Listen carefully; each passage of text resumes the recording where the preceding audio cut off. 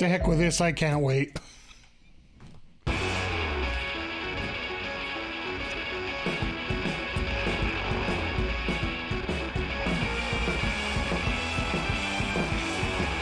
Yo, yo, yo, and away we go, folks. God, this has been a great day here. Welcome to the Mike the Ref Twitch stream, AEW Dynamite Sidecast edition. And we are in the middle of March 2023, March 15th. Oh my God, what a freaking day we've had. First of all, welcome. Hello, everybody. Good to see everyone in the chat already filing in. We got a hell of a show coming up, and of course it's going to be a great show. It's from Winnipeg, Manitoba, Canada. And with some of the crash bang announcements that we have gotten out of AEW in the last 6 hours, like Canadian internet has blown up here in the last 6 hours with the announcements that have just come down. If you haven't heard, June 25th, 2023, Forbidden Door is going to be hosted by AEW and New Japan Pro Wrestling in Toronto. So Toronto gets the next Forbidden Door, which almost feels like it's neutral territory between the two promotions because, well, AEW is mainly the States and New Japan is, of course, Cambodia, right? Sorry, I haven't got the rim shot right there. Let's throw that there. Darthmig, how the heck you doing tonight? Hope you're doing well. Hope life is treating you well. Life's spectacular right now. We have the announcement that happened today of they have announced 5 different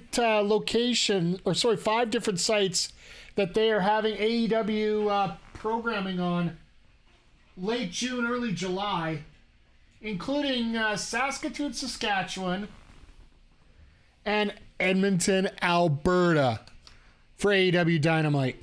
July 3rd, AEW Dynamite is going to be held at Rogers Place here in Edmonton. If you didn't know, I'm a little stoked for that. Ah, dang it. Sorry, guys. What I've been doing right now is I'm just trying to plug in I forgot to plug in my keyboard. It's always good to see America's little brother get attention. Absolutely. And the fact that they got that pay-per-view in Toronto is big to me.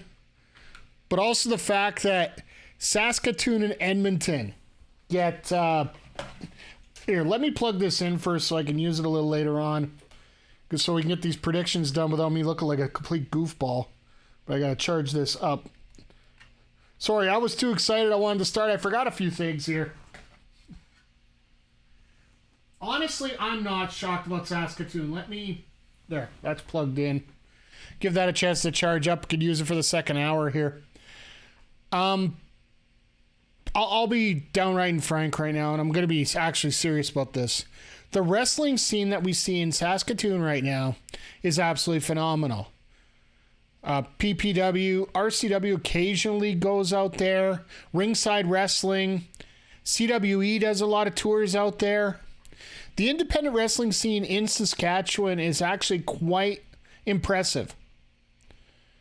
And I got to give a hand to the athletes. A lot of them that guys like Cannonball Kelly, Joey Vendetta, who I know holds up Ringside Wrestling out there, El Assassino, who holds up PPW Saskatchewan edition.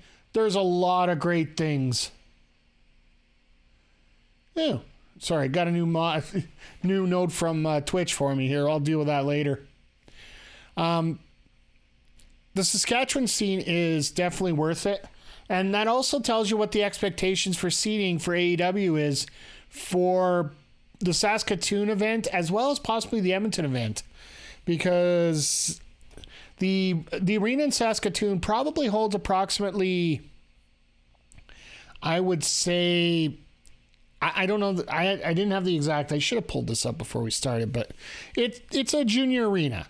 It's a junior hockey arena, so you could say about 10,000 at most.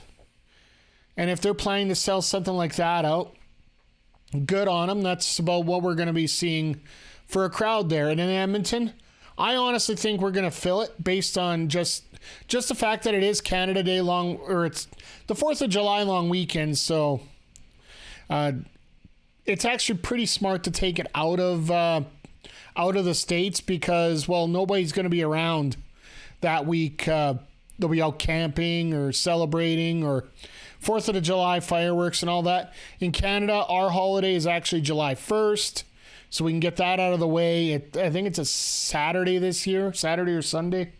Let me quickly run this up and take a look here.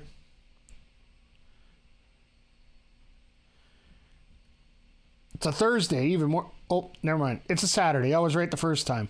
Should never doubt myself for some weird reason here. It's a Saturday. All our festivities will be done on the Friday and the Saturday. Then there's no issues going into the next week. Everything's somewhat back to semi-normal as people are getting ready to go down to Calgary for the Calgary Stampede. And I'm sorry, I'm from Edmonton, so I gotta say this. It's pretty damn amazing when Saskatoon and Edmonton get TV tapings and Calgary gets a house show.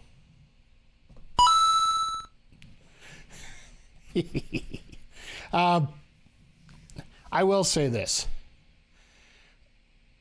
If we didn't have Rogers Place here in Edmonton, or if we had something in Calgary, I got a feeling it probably would be in Calgary during Stampede, right?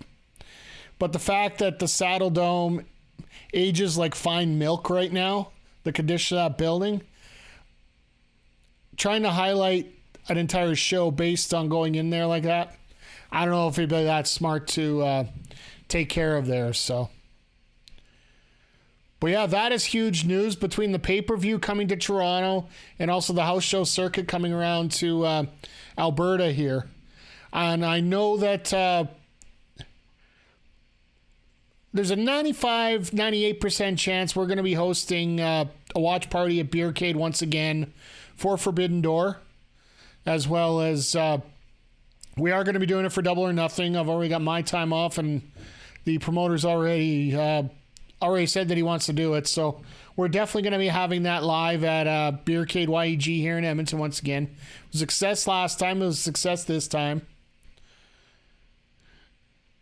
And let's face it, if you can bring in some good talents, you're going to get a good crowd. And from what I'm hearing about the dark tapings right now, they have brought a lot of local people from Alberta to work those shows, let alone Saskatchewan and whatnot. But I haven't seen that many actually on the list. I haven't seen that many from Winnipeg itself right now. There is one wrestler in there that I don't want to get into specific matches. I don't want to spoil things for you guys. Some people don't like to be spoiled, so I'm just not going to bring it up. But there's a couple names on that list that, well, there's one in particular I look at and I'm like, how the hell did he get on this card? And for any of the locals that want to get spoiled and know me, feel free to text me, so I'll let you guys in on it. But it downright shocks me to some of the people they got on there. But speaking of Canadians that are getting on there, let's get into a bit of the details of this card here, because we've got about 3 minutes till the show. Jade Cargill's got an open invitation against any Canadian talent to take her on for the TBS Championship.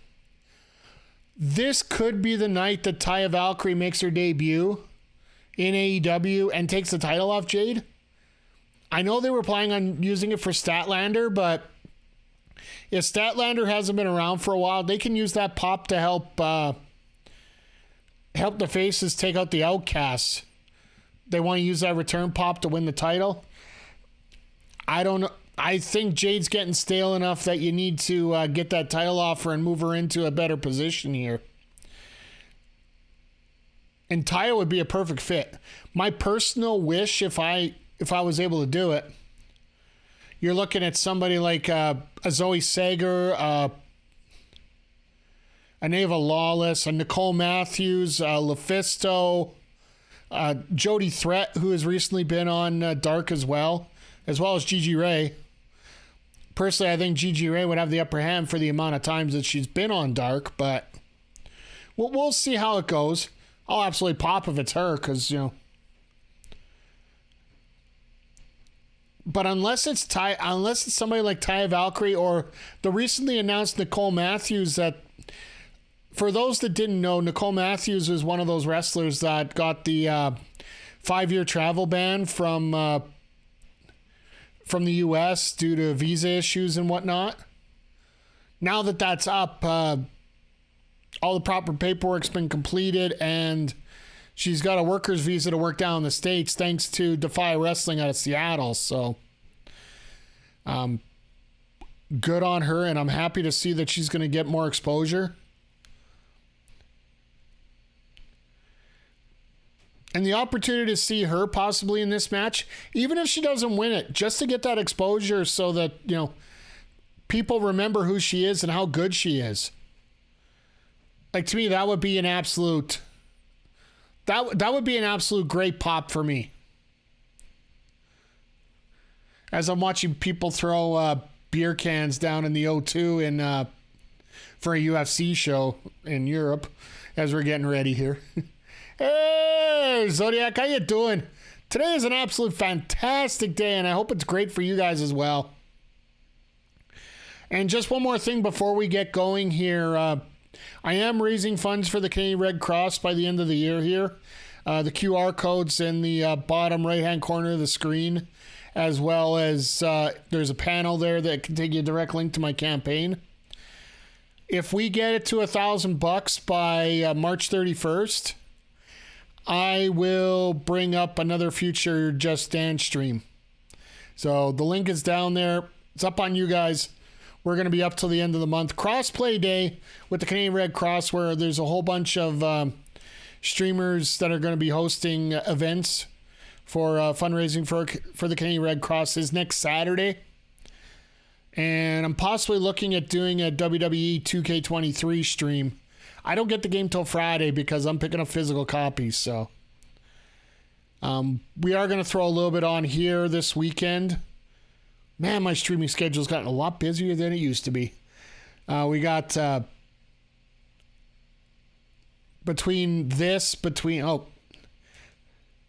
love how close to the timing my clock is down there. So I hope, once again, I hope everybody's doing great tonight. I hope everybody's doing well. It is an absolutely fantastic week here in the wrestling world.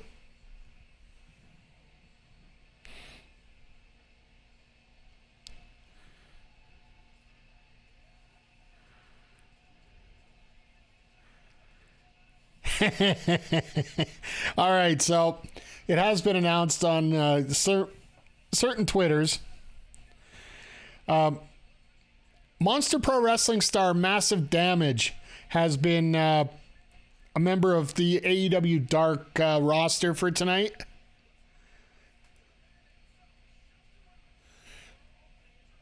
Oh, you got the pyro right. Okay, sorry.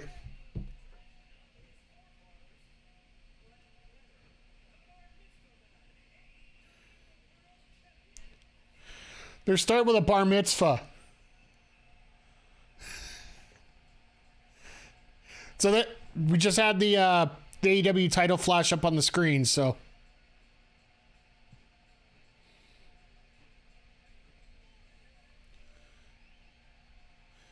All these ladies are so disappointed.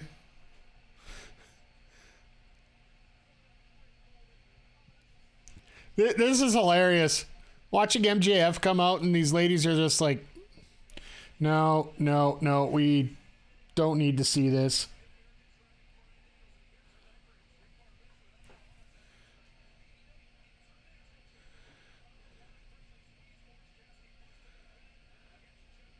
And then, of course, there's one that he's got to, you know, basically he lost his fiance, so now he's got to go over the top with a little bit extra here. I really do hope his opponent shows up here for this one, like his next challenger, and just ruins this, because Winnipeg don't give a care about bar mitzvahs.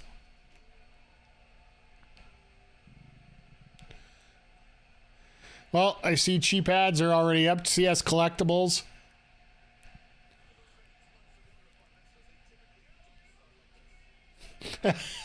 Excalibur, over the top. I love it.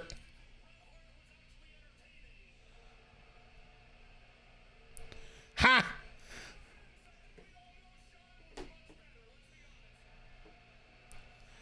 Well, let's just keep throwing some more water on here.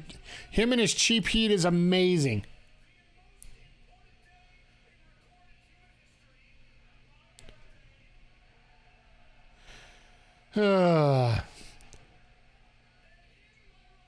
I was actually more impressed that today is Terry Bogard's birthday more than MJF, to be perfectly frank with you.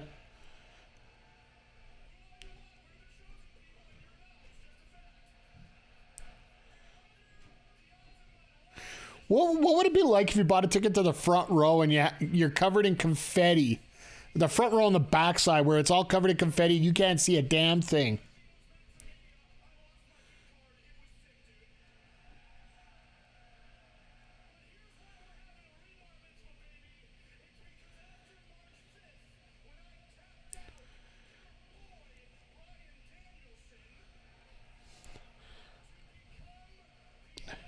You notice I talked for about 5 minutes there, or 3 minutes, sorry, and I really didn't miss anything on that promo.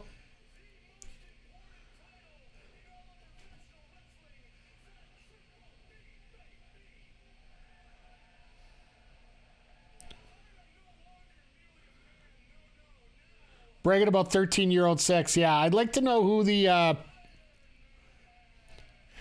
I would like to find out, who wants to get arrested over that.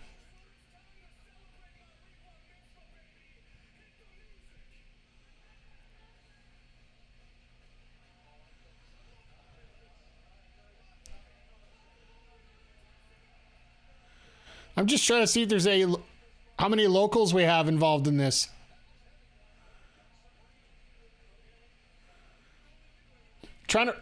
It's the one thing when you have a local show, you're trying to recognize anybody that's local to us.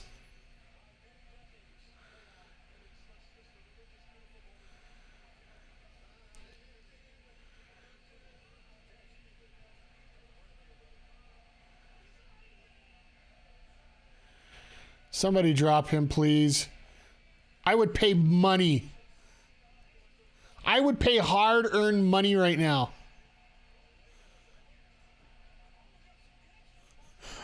Oh, as soon as... Okay. Well, looks like we found our competitor for our next challenger, apparently.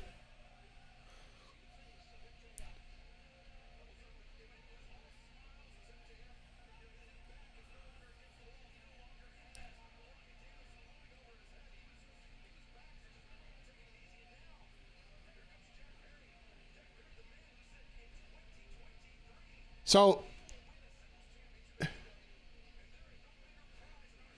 Jack wants it.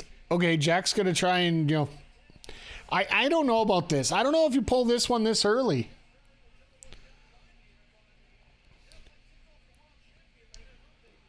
Because could they drag this out to Double or Nothing? That's the question I got right now. Because we got 2 months until Double or Nothing, essentially.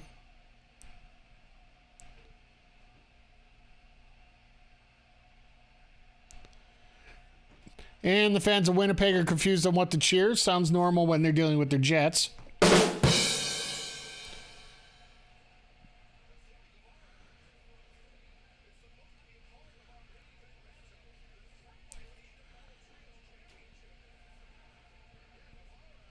Oh, and here comes Sammy. So, what the hell? Oh, God. Really? This is why they only have 4 matches advertised for this card, because it's going to take so damn long to get through this damn promo segment.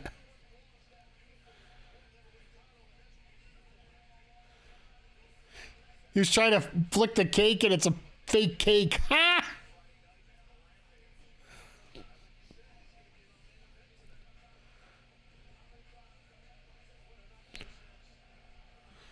All right, so we're 7 minutes in, and we've gotten 3 useful lines tonight.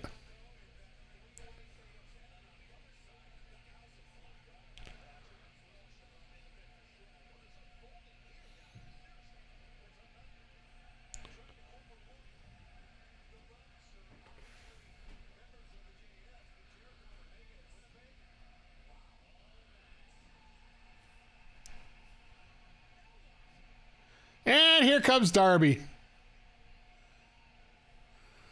Well, we wonder where he's been forever.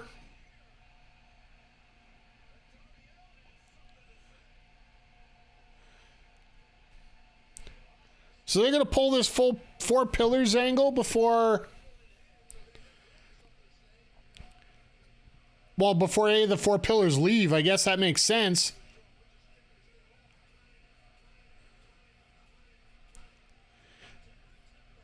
I love the cut it, now. I almost want to say cut it because it's already been 8 minutes in. Let's go. Somebody get to their damn point here. 4 pillars on a pole match.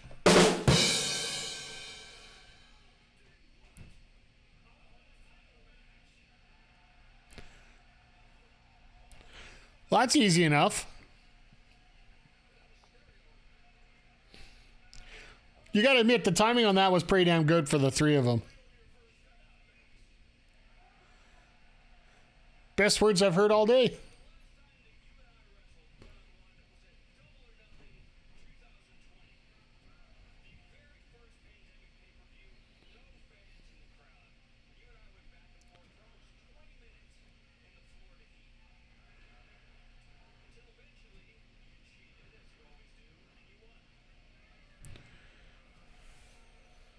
He's like, yeah, and?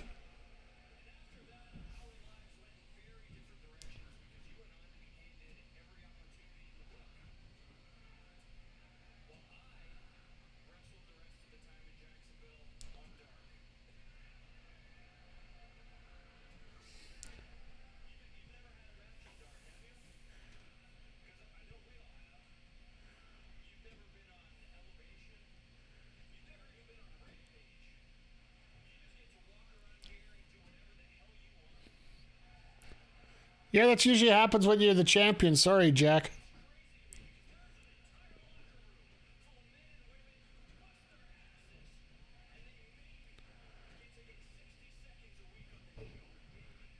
Wow, he's talking about the entire women's division here in AEW.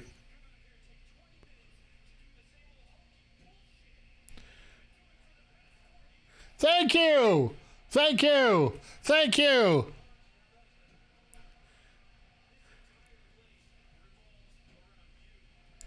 Yeah, well, you're the champion, so of course it does.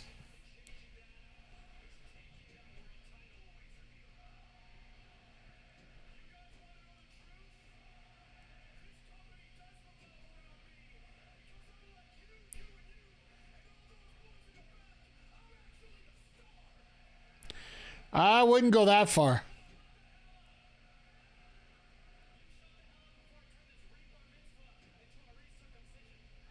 Ha! Shout out to Guevara for that one.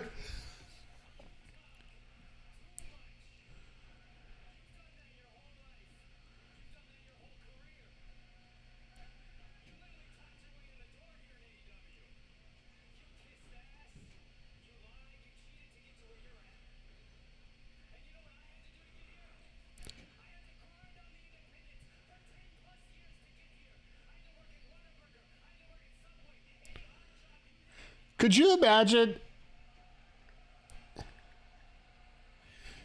Could you imagine seeing Sammy Guevara at Subway trying to make your sandwich? Sammy trying for the botchamania with you talk too much? You ain't wrong.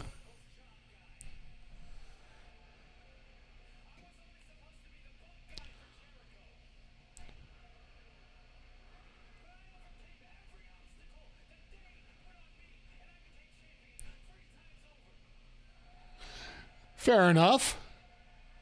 Guevara's got good points here.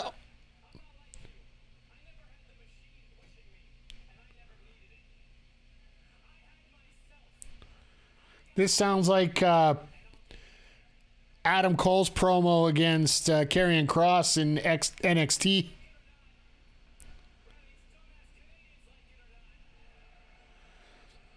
He's got to keep himself heel a little bit for the main event, right?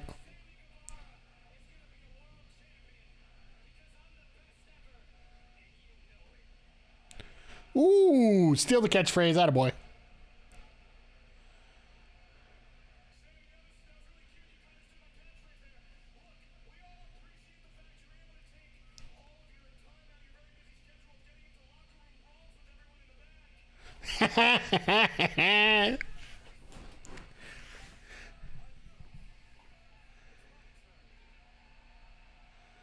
Okay, Darby.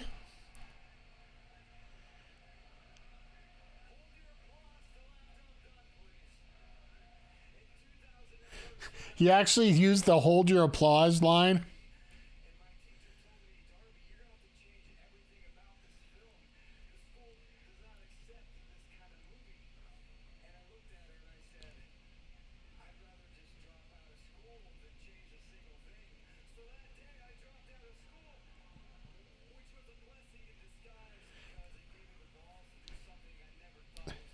So he's advertising he dropped out of school. That's always a positive.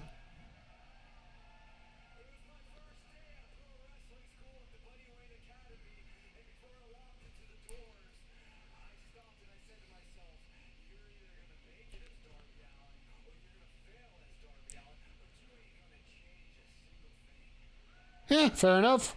He's just trying to be honest here. What are you guys thinking so far?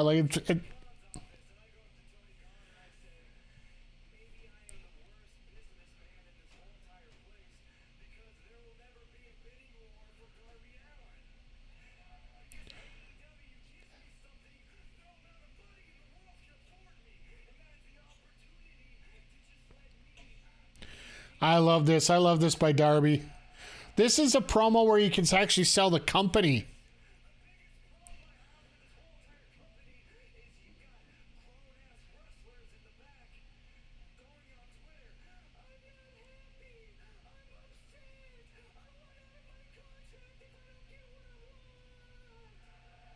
Ha!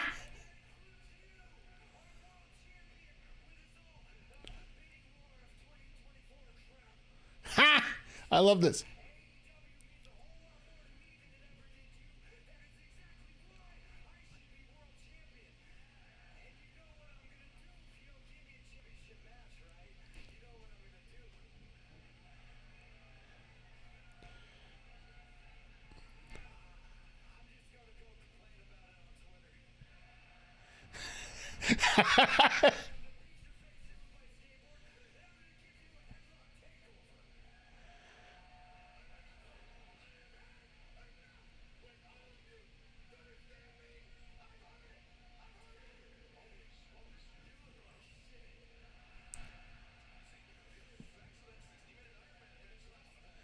Look at those eyes.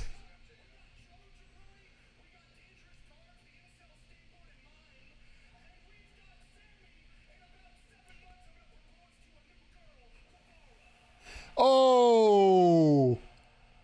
Now he's going for the cheap heat there. Let's just... I think we need to do a cheap heat counter on the stream. I think we'll start... I think we might have to start doing that.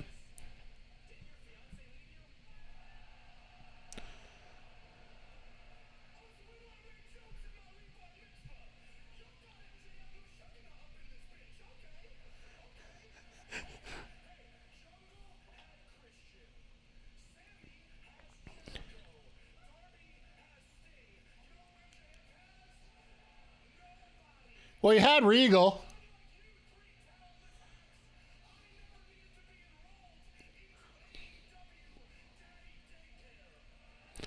Willie Reegs. Anybody? Bueller? Bueller?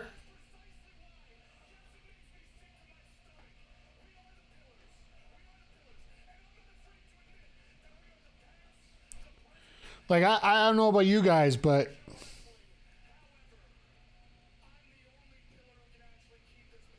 Oh, God.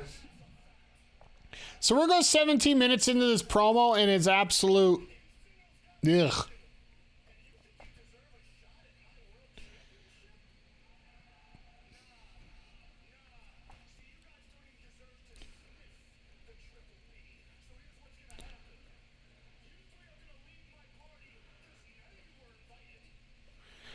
So,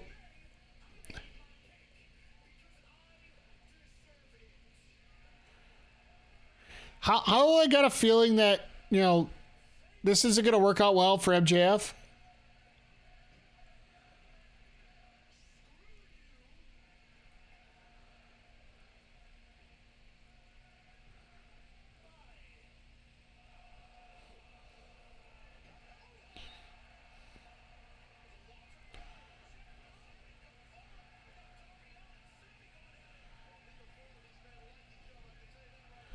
Well, he ate his cake.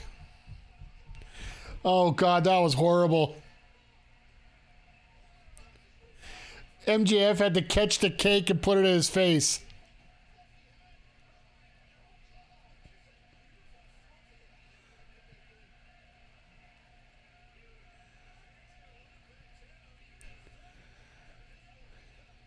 At least the fans are keeping up with this, right?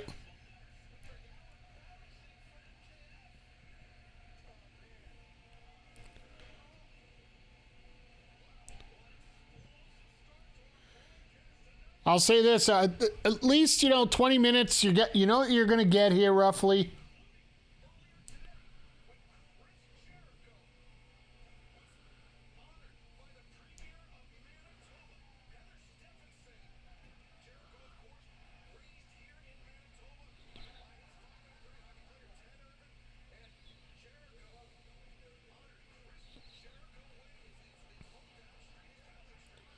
Oh, I can see Love Wrestling's already pushing out their... Gotta love when the Premier of Alberta or Premier of Manitoba is actually a cool guy, right? This was an unexpected promo segment. I'm fine with it. I don't mind that it carried on the story. We're 20 minutes in already. We're only gonna get 4 matches tonight.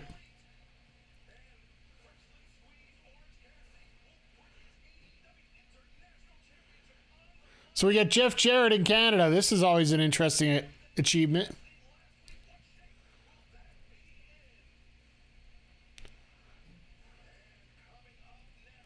Oh, and we got this Blackpool Combat Club versus Dark Order match coming up. All right, so that's going to be pretty cool. 4 matches, fine for now. Still trying to build stories to the next pay-per-view. That actually makes sense, Zodiac. As long... Well, I just look at the fact that we have...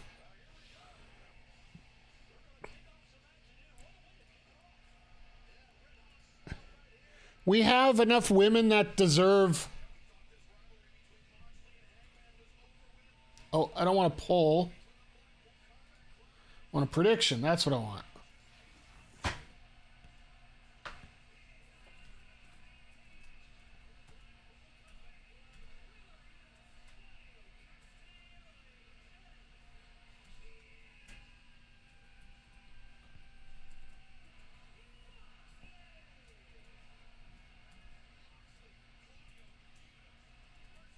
Sorry guys, just typing this in here to get this going. So my portable keyboard wasn't charged up fully, so been running around a bit here.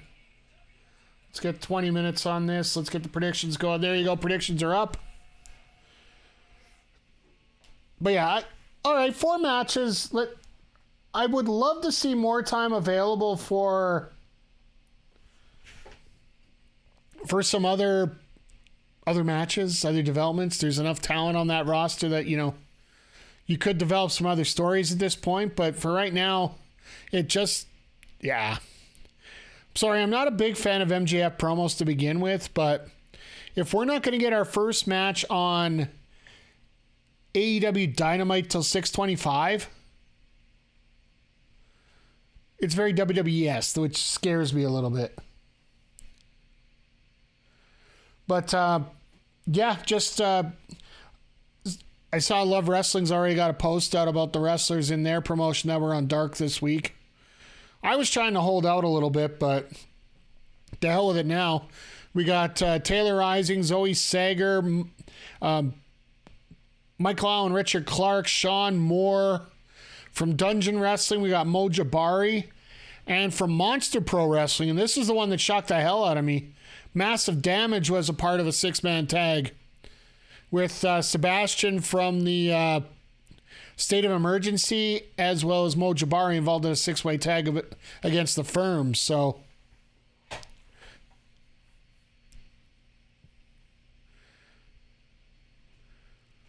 it's going to be interesting watching Dark this week. I'm pretty sure a lot of people will be. So I might throw it on before we get on stream here next Tuesday. So see how that works out here. But it's interesting how they built up this story still with the Blackpool Combat Club and the Dark Order. I thought they would have had this all said and done weeks ago after, a couple weeks ago after Jon Moxley tapped out to Adam Page. Hey, Andre, how you doing, my friend? I figured the internet crashed because of what happened at AEW Dark today. I don't know if you heard the news. Just brought it up prior to the commercial break here. Massive Damage was part of a 6-man tag on AEW Dark this week, so it's must-see watching going into next Tuesday.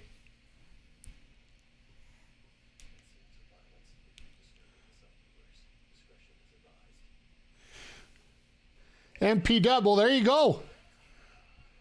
We got PJC in the chat. MPW teammate here. Good to see you as well. You're making plans for the Edmonton show, Andre? Yeah. I don't know what's going on. I'm probably sure I'll be there, but maybe I can hook you up for a spot at the Edmonton show. You never know. I would love to see the Dad Bod Squad take on the Firm. They'd probably be more over than...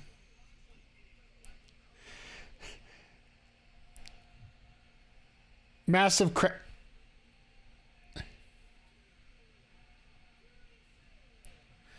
Love the fact Stu Grayson's back. Even if it is just for one night.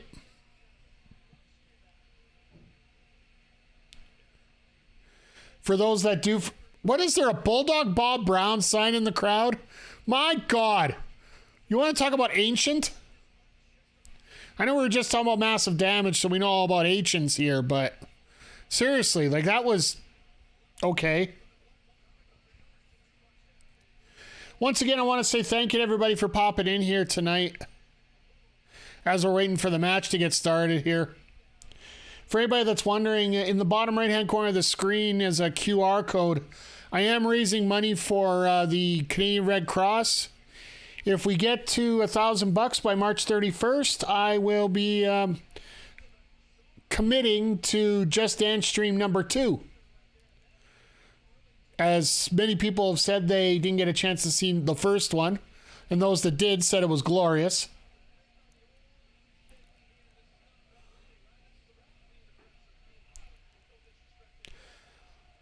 I love the fact Evil Uno is getting the spotlight that he deserves right now. Like, he is a lot better wrestler than a lot of people. So we get to 2000. No, Andre. It's bad enough that I can't use the VODs because of the copyright on that. So, no. No.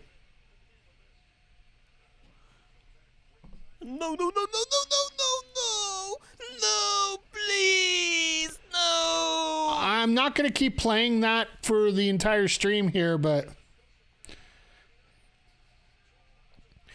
besides, normally with these fundraisers, it takes long enough to get to $1,000. Oh, there you go. There's the official announcement on TV here about Forbidden Door in Toronto. Then they're going to Ontario, and then they're making their Western Canadian trip.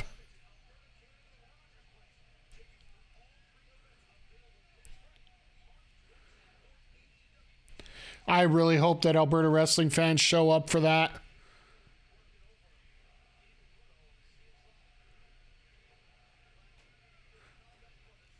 Hey, Jaylee, how you doing tonight? Good to see you here. Okay, some big tight bike shorts for 2000. No, Andre. I'm going to time you out if you keep us up. If you didn't see here, Jaylee, sorry to interrupt, come in the middle of a conversation here, but so many people are salty that Calgary only gets a house show there about the arena.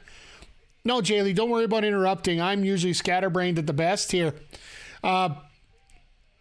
Let me throw this together here. In the bottom right-hand corner, I got a QR code. We're raising funds for the Canadian Red Cross. If we make it to $1,000 by the end of the month, I will do another Just Dance stream.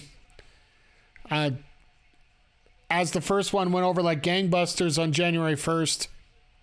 Jesus!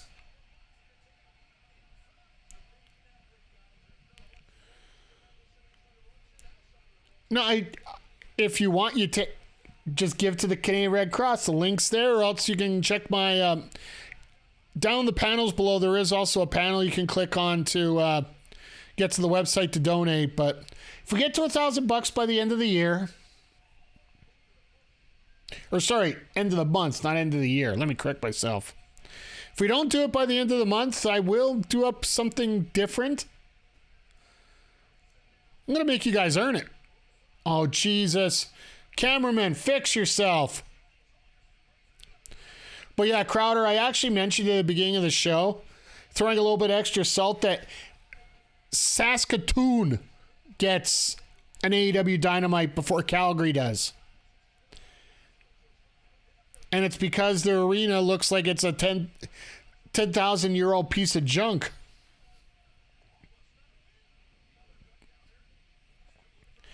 Could you imagine Stu getting the victory? Oh.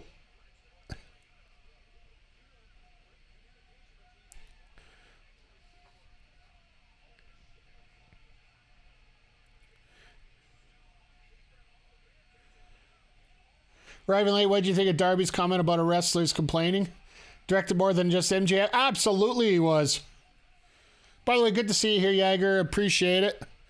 And it absolutely was directed at a bunch of wrestlers. I guarantee you that, like, even all the backstage stuff that everybody talked about in there. But MJF having everything wrapped around. Last time Stu was on TV, it was a Toronto show. Think he has visa issues? Probably. Wouldn't surprise me at all. Because AEW didn't get the paperwork right or whatever. Same thing with Pac right now. Like, if you guys haven't heard, OTT's biggest show of the year is coming up on the 18th on Saturday, and it was supposed to feature Jon Moxley in the main event, but they've actually put up a graphic of the Blackpool Combat Club taking on the Firm in the main event there. So Moxley's being pulled from the OTT show to replace or to fill in that main event spot. But to send out a replacement over to OTT was Eddie Kingston and Pac.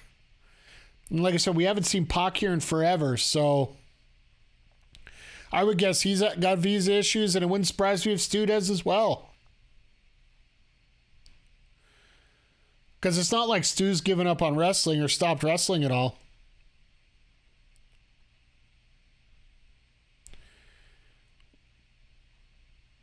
We haven't heard a lot from him, but yeah, I'm pretty sure, Jagger, going back to your question there, that it is directed at... That's your opinion, Andre.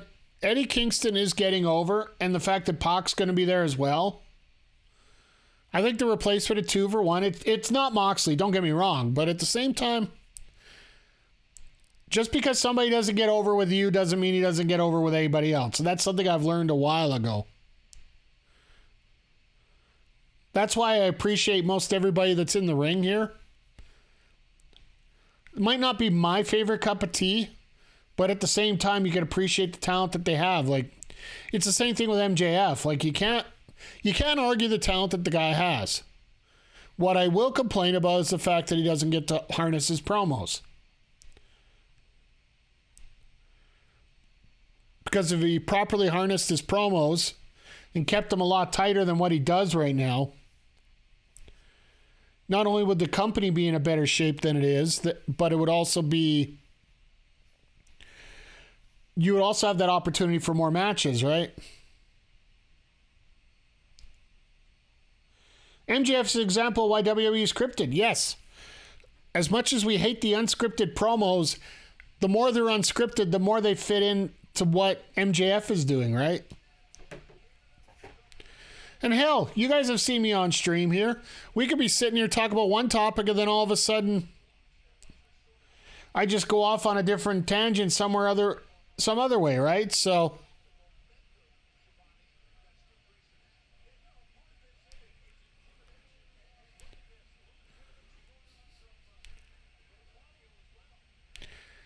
I like the fact that Claudio's just accepted being a heel here at this point. Just some of the stuff that he's doing here.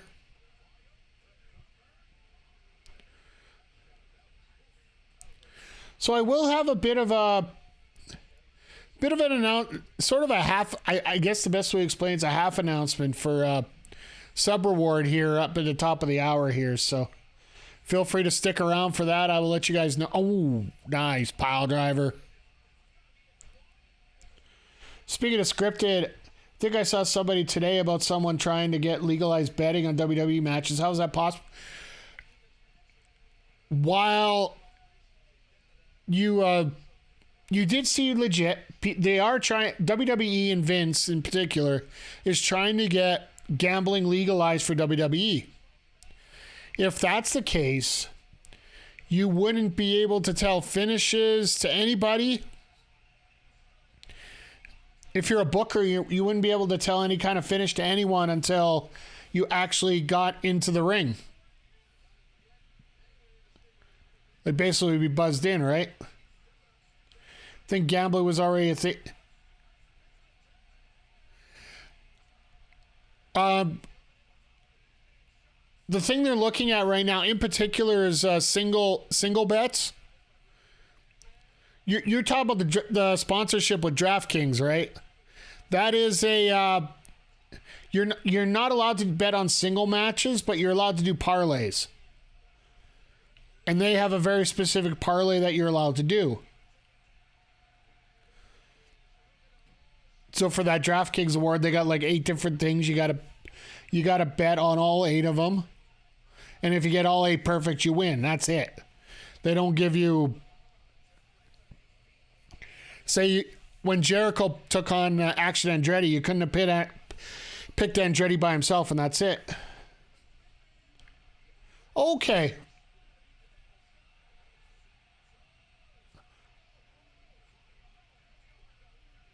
Okay, that makes a lot more sense, Andre. That's why DraftKings can only do X, because the overseas sport books. Okay, that makes a little bit more sense here. I'd have to look a little deeper, but either way, I know Vince is pushing to try to get gambling legalized in the States somehow more than he is. And I'm more than willing to look it up for you guys, but I'm pretty sure in the U.S. you're not allowed to pick single matches for the Royal Rumble. Could be something different just because it's a multi-man event.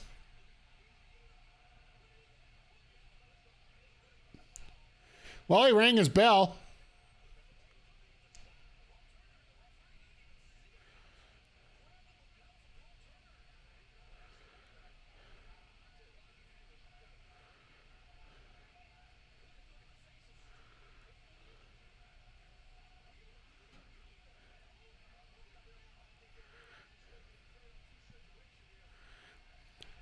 So now it's officially 3-on-2. And it's not a bad thing. Sports bet is an essential moneymaker. Yeah, for who? That's the question, though. If Vince can get it so where he's getting a revenue stream out of it, well, then he's going to turn it out. But all about the legalization of gambling, but it feels unethical as AF. The only way you could do it is actually to have the results not given to the wrestlers until they're in the ring.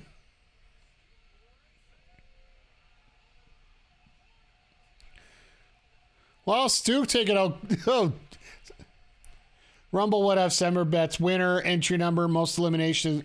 Very well could have. I didn't look it up, so I I frankly don't care about gambling a whole lot, to be honest with you.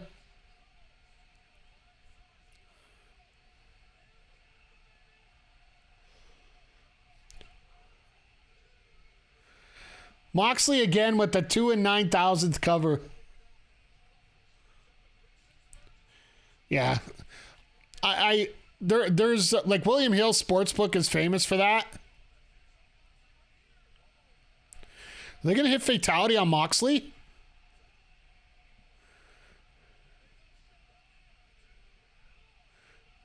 Uno, you got to see that. That's a block.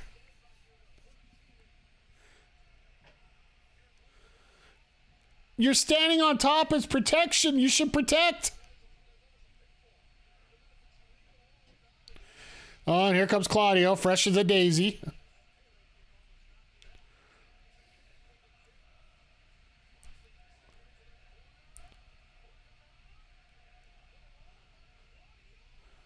Wow, okay. Stu went for the hot tag and Yuta blocked it. Did they re-sign Stu Grayson? No, he's allowed to work in Canada. I think this was a one-night thing, I'm pretty sure of here.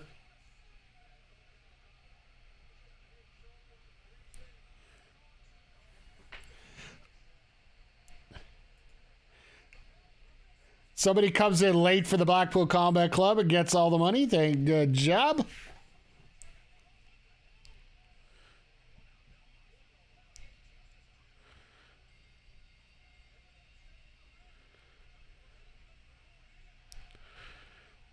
So now are we going to get a third person in here to save him here or what? Because Paige is out on the outside.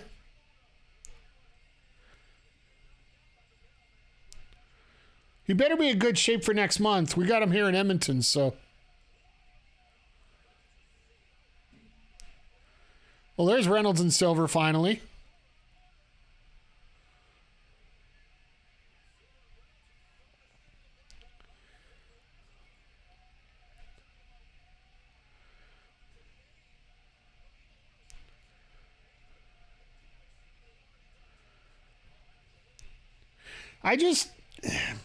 I'm not getting the same vibes out of the BCC that I used to.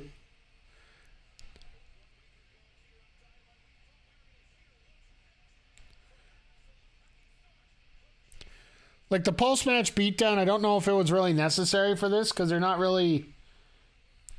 They've gotten over him twice.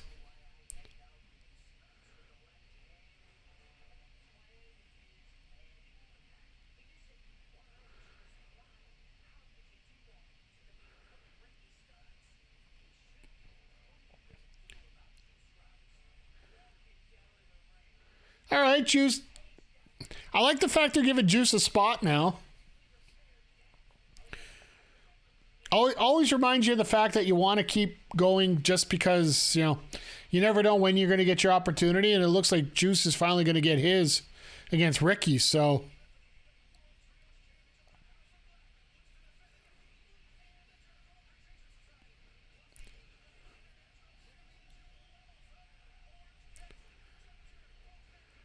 So are we going to get Jade's challenge next? All right, here we go. They're actually moving the women's match around here tonight again.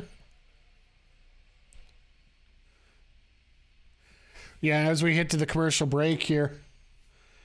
But yeah, I don't know. The BCC has lost a little bit of steam for me personally. You're predicting Zoe Sager? I was thinking my prediction would have been the odds-on favorite right now is Taya Valkyrie, as apparently she's done with Impact, even though they're wrestling on Thursday. But who I'd like to see Nicole Matthews, just like Andre mentioned there. I'd like to see Lufisto possibly. I would love to see Jody Threat, who's been featured on Dark, as well as Gigi Ray, who has been mentioned multiple times on Dark. Zoe Sager and TFA were a part of the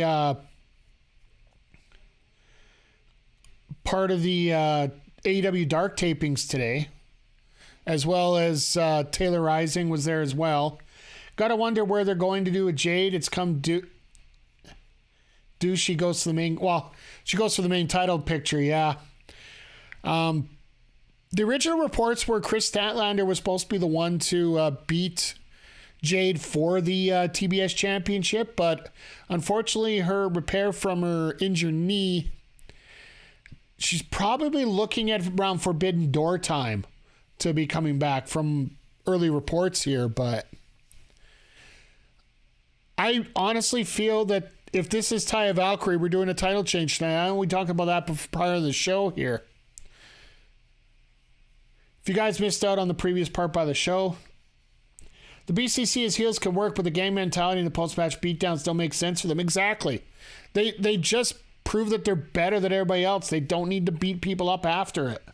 And that's where I was going with that, Jagger. Like, I don't get the same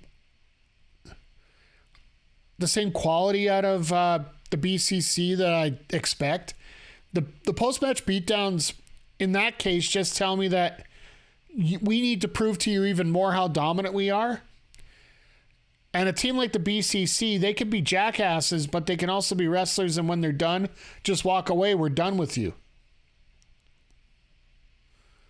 But he could be extra bitter over the fact that they're that Moxley lost to Hangman there. That could be the storyline they're playing here, but not really sure where they're going with this, and I really hope that it doesn't turn into a blood and guts match with these guys. Because I really want that blood and guts match to be the women for the next one coming up here. Because they haven't had one yet, so they deserve one.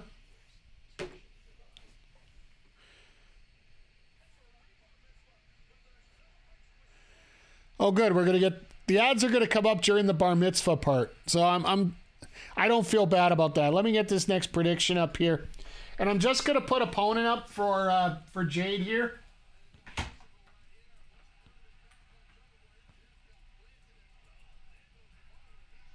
Because, well, I want to get this up so I can get a legit reaction here. And I'm going to put 20 minutes on the clock still.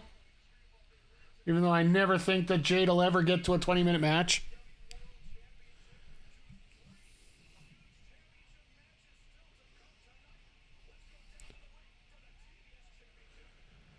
All right, I'm excited about this, to be frank.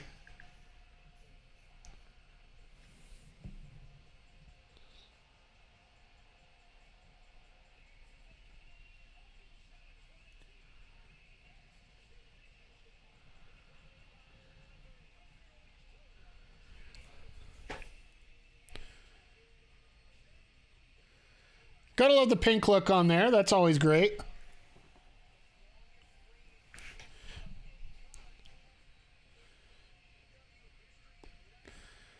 I don't know how many Melina vibes you get off it, but you won't. She's done a few Mortal Kombat.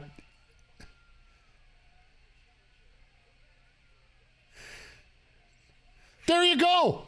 There it is. Nicole Matthews doesn't get her intro, but fuck. Jay go with the pink and black.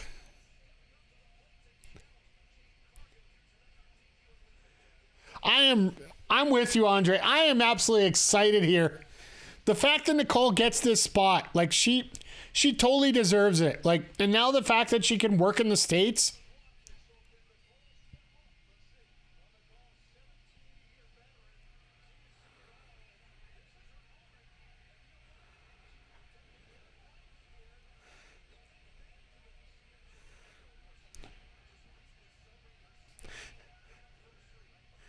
And the thing about Taya debuts after the match, maybe.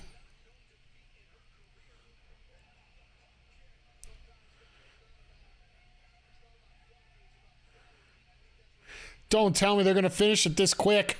Holy crap. Maybe.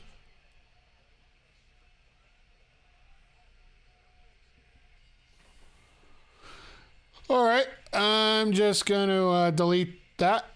because there's no reason. That should have been a 10-minute. Well, it should have been a 5-minute match. Jade doesn't do quick matches. Oh, here comes Renee. So something's coming up here.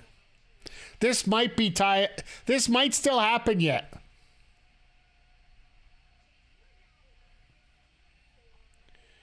Yeah, Taya has to be debuting here.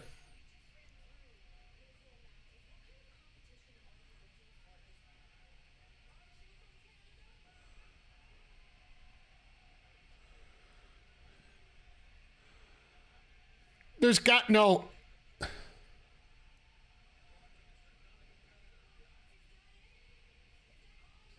Now, you got that vibe. Yes, we're going to get this. And Renee's like, nope, screw this. I'm out of here. And there we are.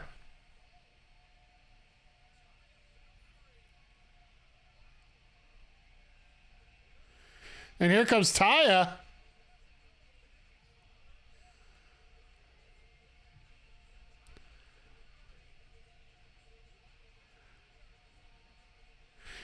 Well, you wanted to debut Canadian. This, Taya could be the woman to do it.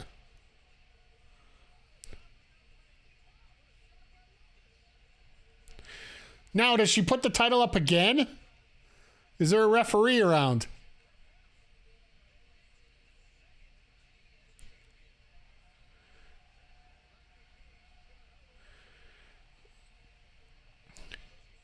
She does have her wrestling boots on, damn it.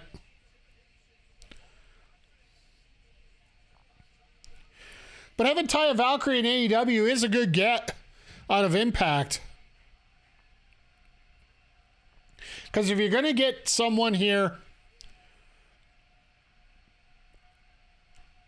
to develop experience in the mid-card level,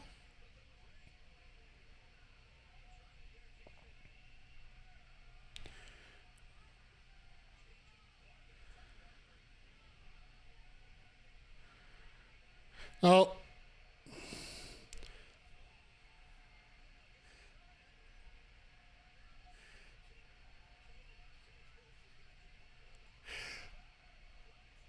Ride to Valhalla.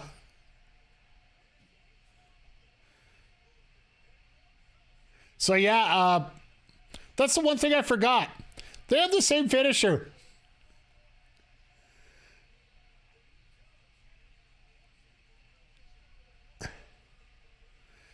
So Taya debuting on AEW tonight. Yeah, I'll say this right. I'm pretty sure Taya will be the one to get it. If they weren't waiting for Chris Statlander, like, we're starting to jump the shark here a little bit. It's a little bit too long than what we should have had for Jade when it comes to that TBS championship. I think we all can agree with that.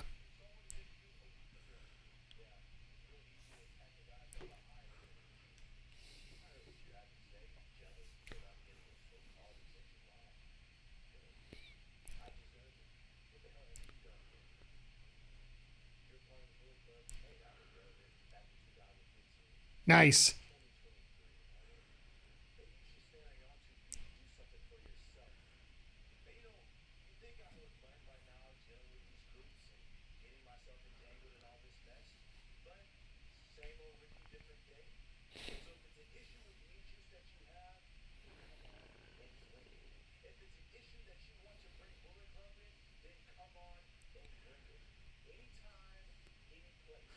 Well, it looks like we might get something on Friday. Who knows?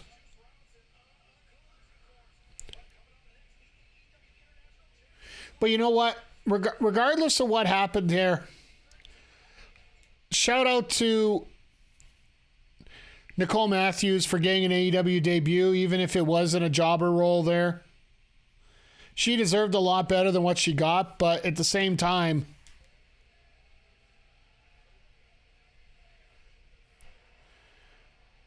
oh, and here's that lovely preview they had for the Battle of the Gods, or what, Fury of the Gods here for Shazam.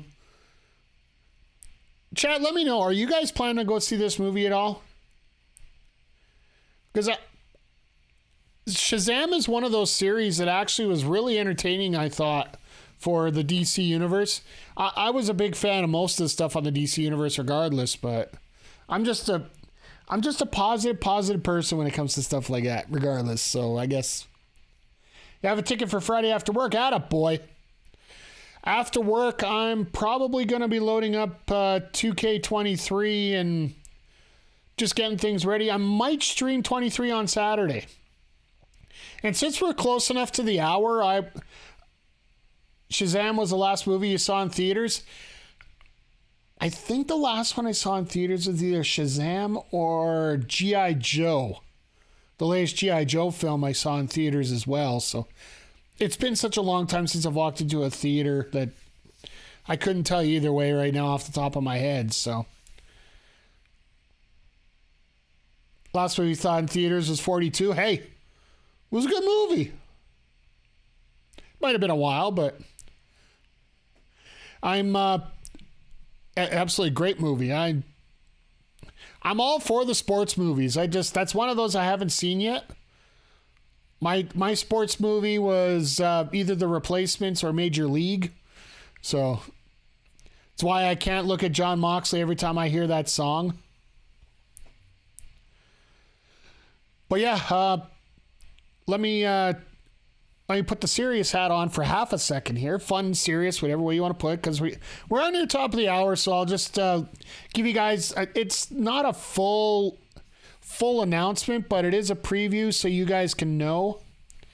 For anybody that's a subscriber to my channel, if you are playing WWE 2K23 and you want to be part of an E-Fed here over on Backbreaker Gaming, like as in you have a created character and I booked a show and we get you into matches and whatnot and a part of it. If you create your character, let me know and I will download it for a special, I think E-League is the best way to put it. It's going to be an E-show that's going to be going up. I don't know how often we're going to get it. The live tapings for it will be here on Twitch. There's a few wrinkles I want to add into it. We are going to have some local talent. If some of the sprites are available that I think are available, we're going to have some local talent available for it as well. So if you guys are interested at all, when you have WWE 2K23 and you have a created character, I will send a direct email out to all my followers or all my subscribers once everything's settled down here a bit. And once I figure everything, the logistic wise out and I can get it done. But, yeah, we're going to be doing some wrestling here. Hopefully, if not once a week, then maybe twice a week or once every 2 weeks.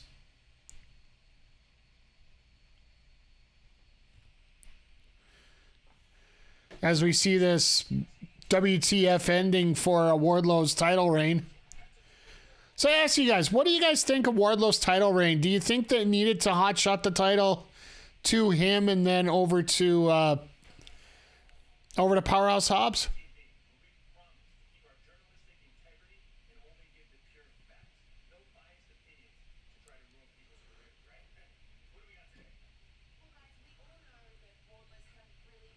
Who is that?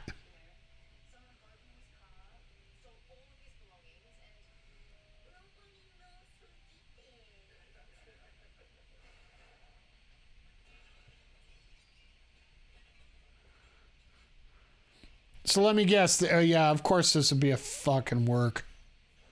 Pardon my French, but...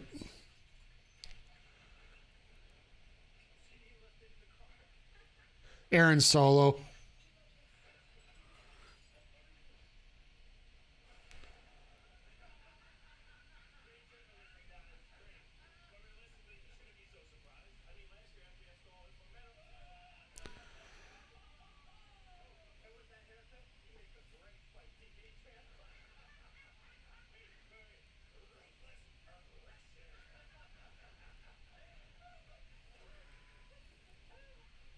This is horrible.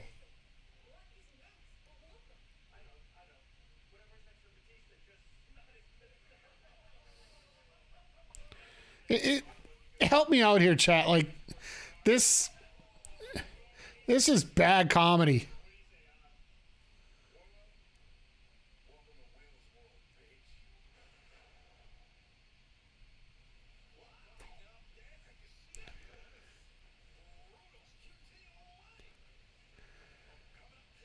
That was...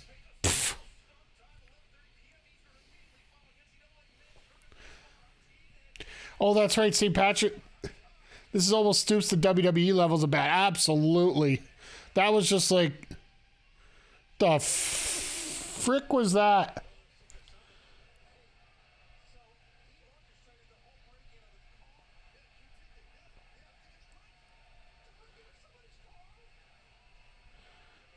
Sorry, I just had to retweet something out here.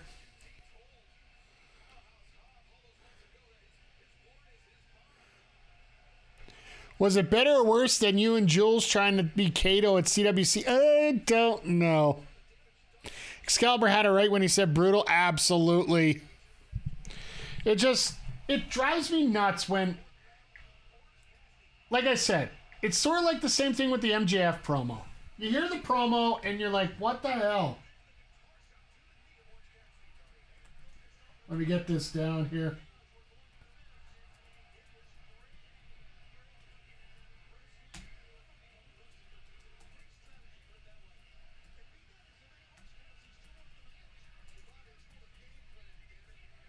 There we go. Jeff Jarrett, Orange Cassidy, loaded up for 20 minutes, and we're gone. So, Andre, based on your comment here, I do want to ask a question. Does Jeff Jarrett being in charge of the independent, like the house show circuit and whatnot, could it be a coincidence that the city that he had his final train wreck day in would be related to them getting a house show versus Edmonton, their quote-unquote rival city, getting a Dynamite and Rampage?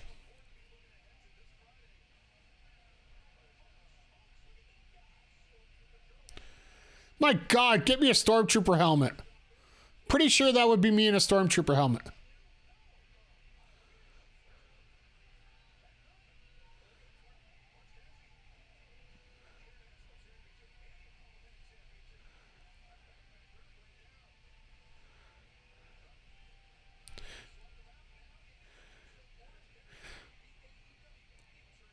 Not even assholes have a chance.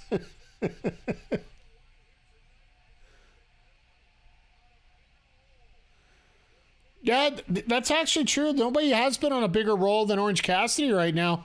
He's actually led off, 3 or 4 Dynamites in a row?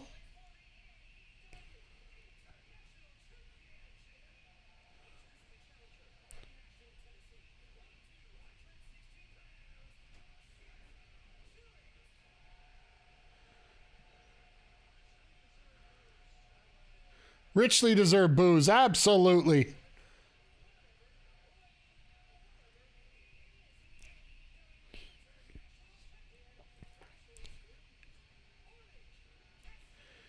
And he is the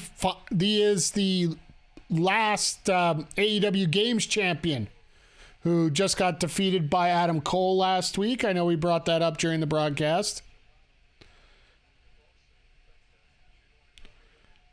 Double J is more likely to beat Roman. Ha!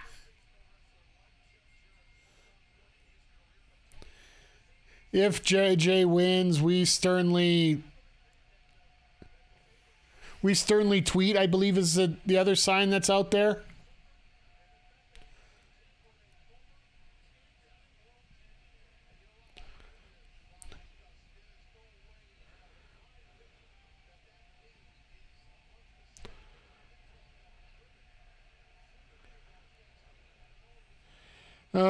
Good old Jeff Jarrett. So predictable, so much fun.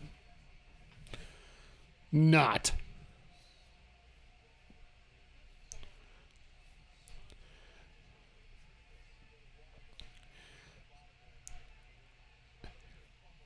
So do you guys get a feeling here that the crowd's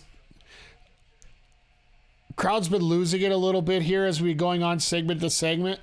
Like, it was great to start, and now it's just starting to die off a little bit.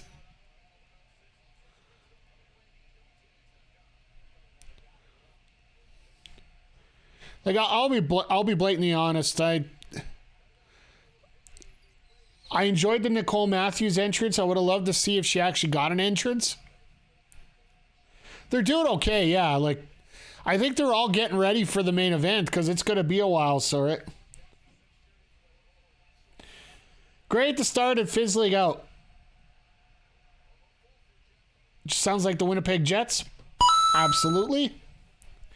Wait, has there been commercials?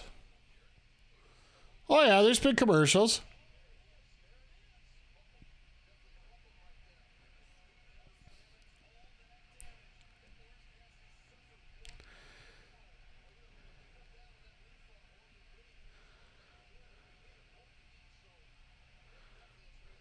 Oh, God.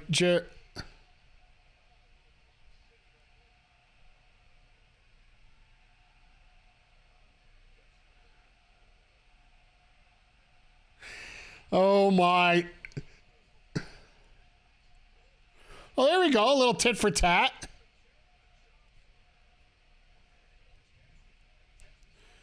This might be the most serious we've seen Cassidy in a little while. Like, I know we've been saying that week after week here, but I don't know if we've ever seen Cassidy legitimately angry.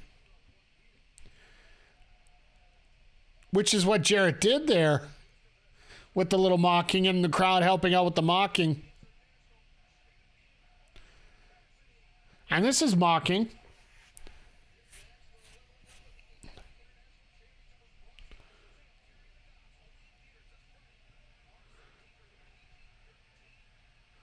Oh, he lost his pencil. Don't ever let Sanjay lose his pencil.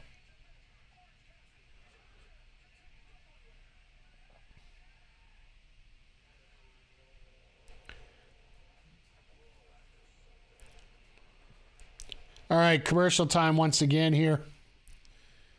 Yeah, like, we're at the hour 5 mark here, and this would be match number 3 we've seen tonight, and it's just, I don't know. To me, it's been slagging along a little bit harder than what it should be for a crowd in a new area, and the way that it is in Canada here.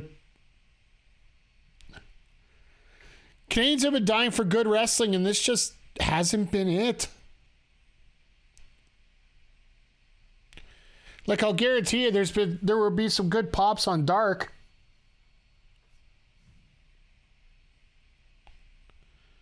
But is this going to be one of those one-match cards kind of deals tonight? Because I know once they get to that main event, everybody in Winnipeg is going to have an orgasm.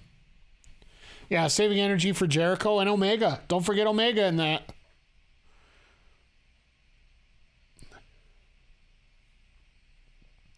Because, yeah, we got the battle of the Judas Priest versus Starship or whatever it is.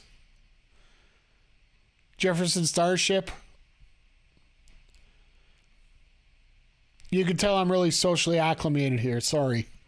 But, yeah, they're all fighting around the building. This is interesting.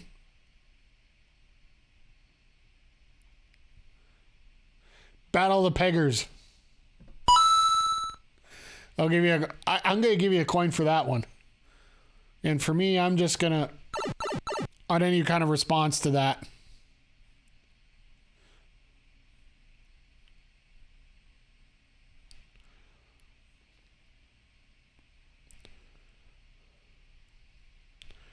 But hopefully this battle on the outside, like, we can't hear any of this right now, but hopefully it picks things up right now, because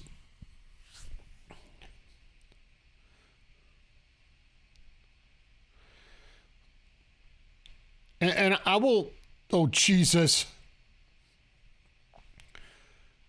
Orange Cassidy just goes flying over the guardrail, literally sideways, and doesn't get himself all the way up, so he ends up spinning as he's going up top over there.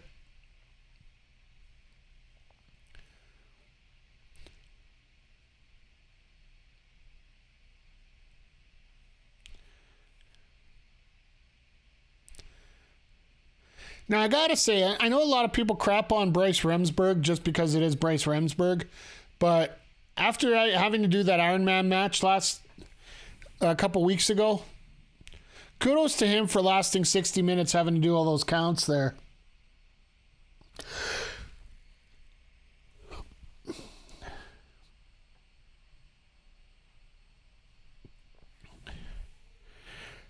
So I'm just retweeting it out right now, but Taya Valkyrie has officially signed with AEW. So good on her. And yeah, I could totally see Taya being the person to take Jade's title right now. Crap on Bryce because he's a human toilet.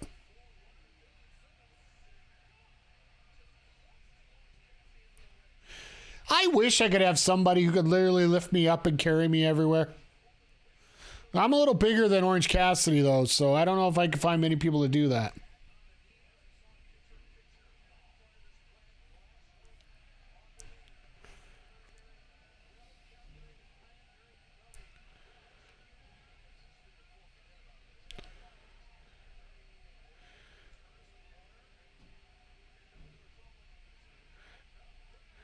Oh, no, it's Canada. You got to do the sharpshooter.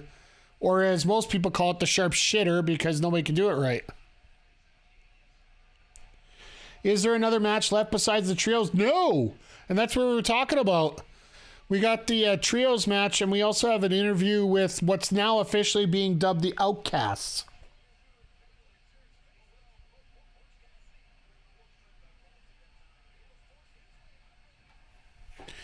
So...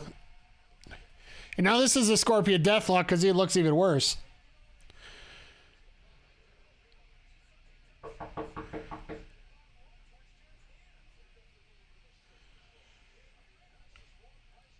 The Outcasts, not the Outsiders. Yeah, that was taken.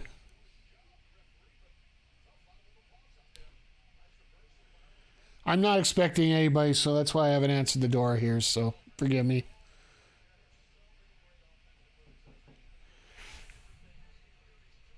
All right, chat. I got to go find out what's going on here. One sec.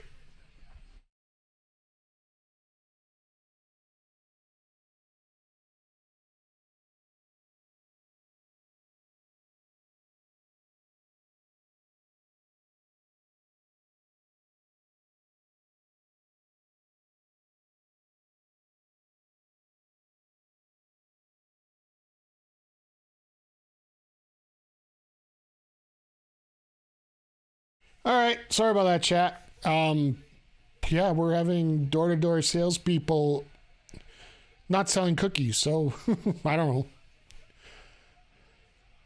And again, Satnam's getting involved. Jeez.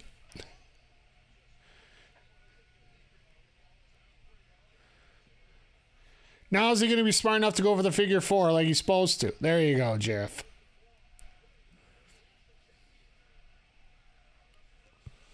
It's doom.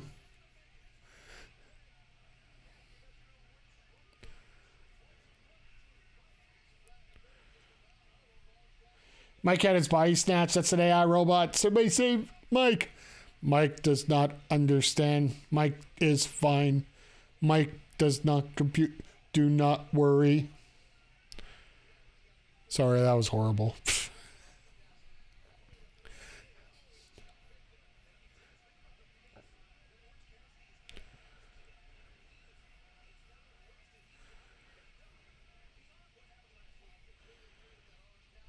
No, he's going to make a tier list on YouTube.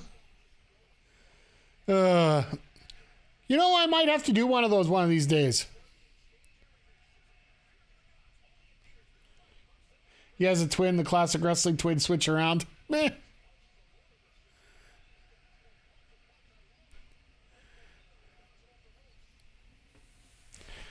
I could be many people, you know. There's Mike Molly, there's Mike the Ref, there's a whole bunch of Mikes all over.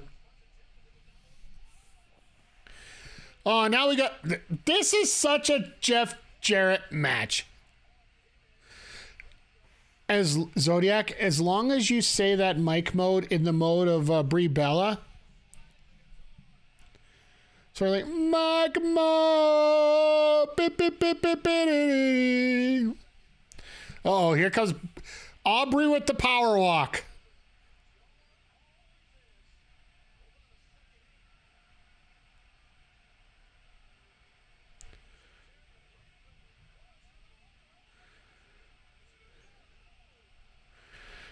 Jeff better smarten up.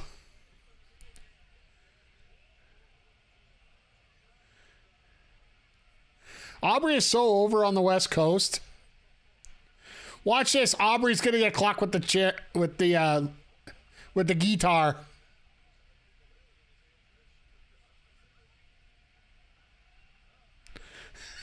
There's another trope.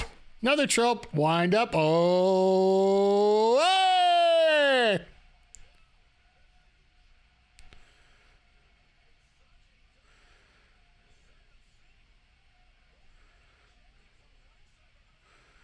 Once again, a Jeff Jarrett match, overproduced, overbooked,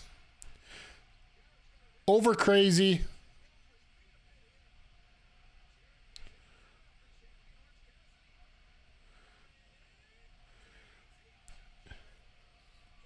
You could tell Jeff was having a hard time hanging on to that DDT there.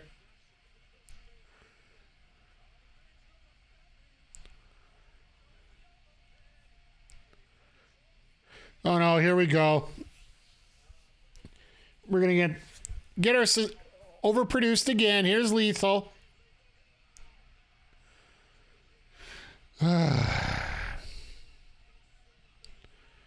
Really?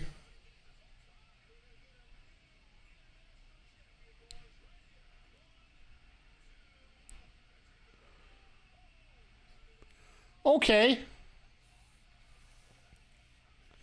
Give JJ all the credit for being like 70 years old. Yeah,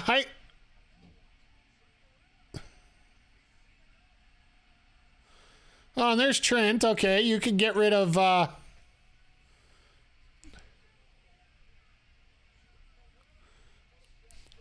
I love the fact that they're focused on an item that just looks like an actual... What's the human name? What's the proper name for it? Phallic tool.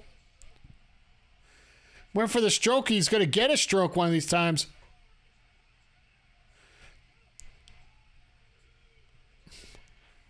I love the fact how a Superman punch is what he's using for a finisher now. Hey, Mel, how you doing?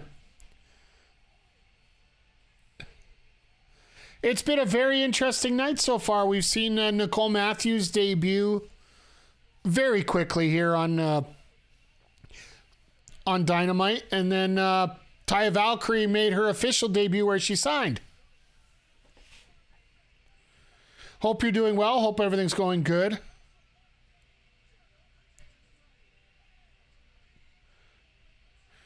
And it looks like we only have one match and one promo left, so...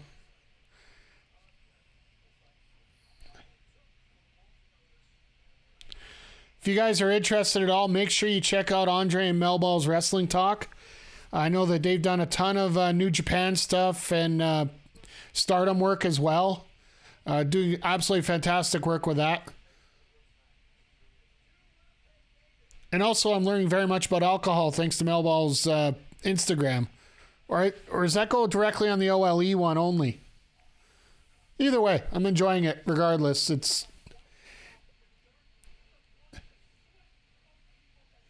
It's good to see a lot of good Alberta people out here getting Alberta content out. So, by the way, if you guys got links you want to share, feel free. I know most streams have a little thing about don't put extra links in there. I just ask not to be a link dump as we go along here. So, but so far, Dynamite from Winnipeg, I'd have to say, like, we've had interesting matches. We've had the BCC versus the Dark Order, which was okay. The post-match beatdown just didn't make a lot of sense. And then we had the Nicole Matthews jobber match, basically, to Jade, and the debut of Taya Valkyrie, who is now officially signed with AEW. It really... Oh, thank you, Andre, for the link. I do appreciate it. To me, it really... The only reason I don't like that signing from AEW, or the announcement of the signing, Impact still has their taping tomorrow that Taya and Rosemary are taking on. Yeah, you did. You had an extra T in there, Andre. I'm just looking at it quickly here. what I'll do for you, I'll delete that one. If you want to throw the right one up there, feel free. I'll just delete that one so people don't get confused.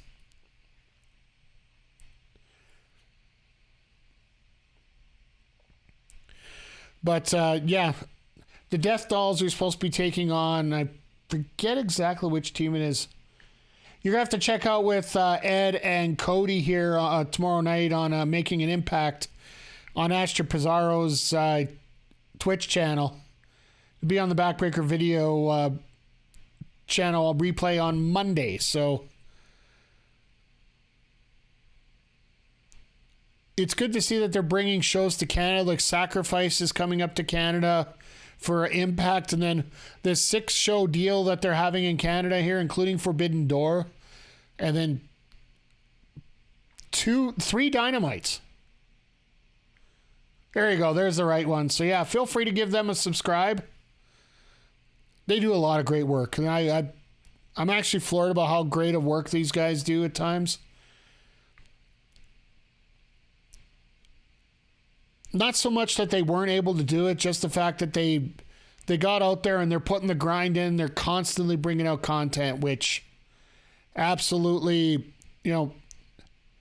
hard work should be getting the results they deserve. And I hope that they get the monetizations, they get the views, the recognitions they all truly deserve. So now we're probably going to get that promo with the Outcasts.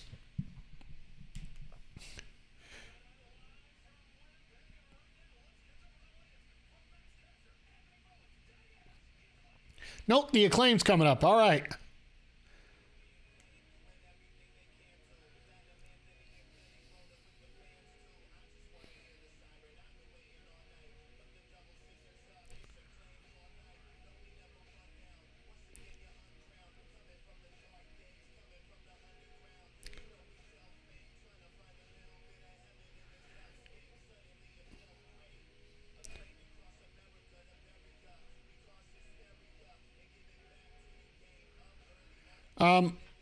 Chat, help me out here.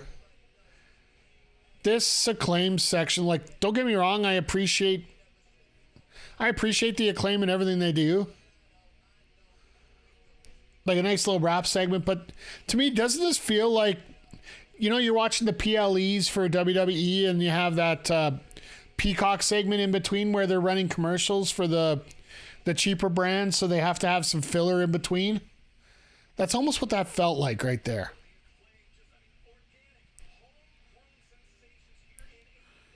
So I don't know. So yeah, now they're officially called the Outcasts, folks. I was shocked when I saw that earlier.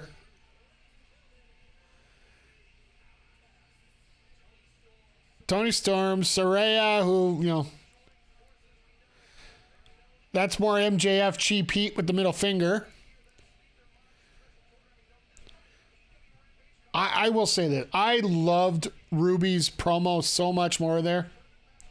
American political humor may not go over in Canada for the Acclaim. You'd be surprised, Zodiac. Like, as much as the States doesn't know much about Canadian politics, Canadians know a lot about American politics. Just because of the influx of the media, there is so much more available media from the States and for the States compared to Canada. Like, you get into ultra specifics, it won't work. But if you go countrywide, I don't think you'd notice a difference.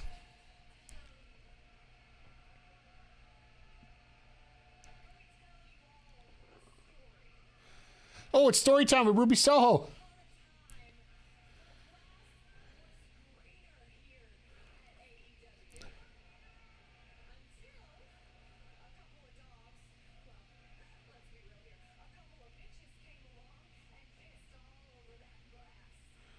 Man, I feel sorry for it. It's not that bad, honestly.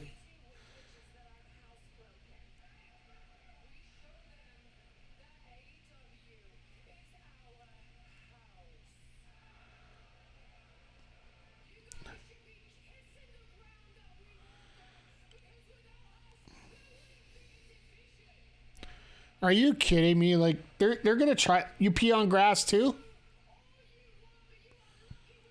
Well, I will if I'm drunk and outside and I can't find a bathroom, but that's, hopefully that's on a farm in the middle of nowhere where nobody's around, but...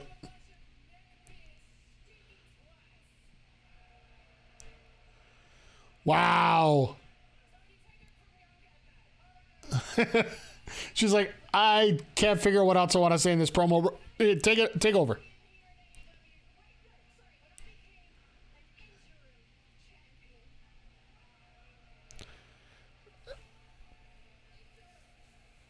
You got to do what you got to do. Exactly.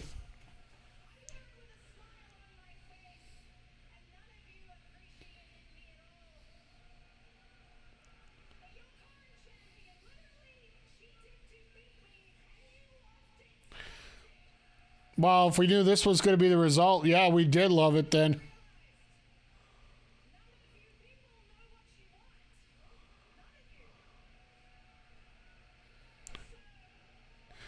This is the female New Day, or I get it, or something like that. Just preaching that they got to be better than everybody else.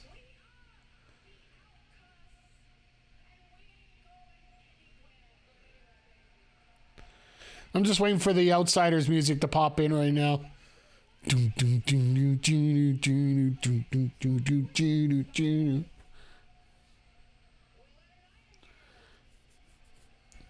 Yeah, Game Time Art's got a cute thing on Twitter, unofficially known as the bathroom break.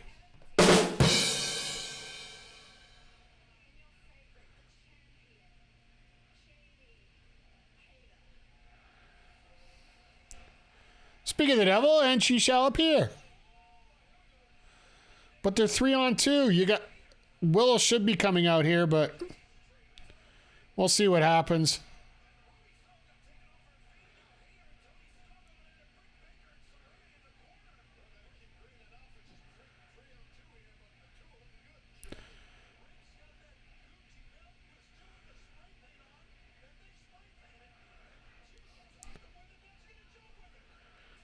Oh, God. Now we got the belt pulled out.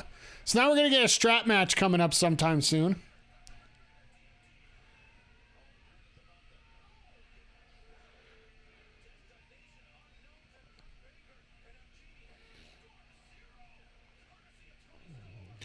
So now they're calling the Storm Zero the pile driver. Oh, Rio, Sky, Blue, and Willow with pipes. Looks like we might have found our... Looks like we might have found our 5.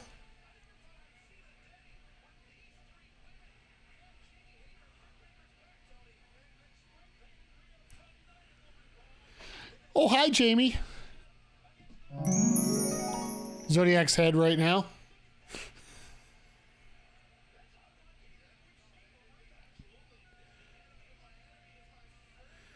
But yeah, there you go. You got 5 people right there.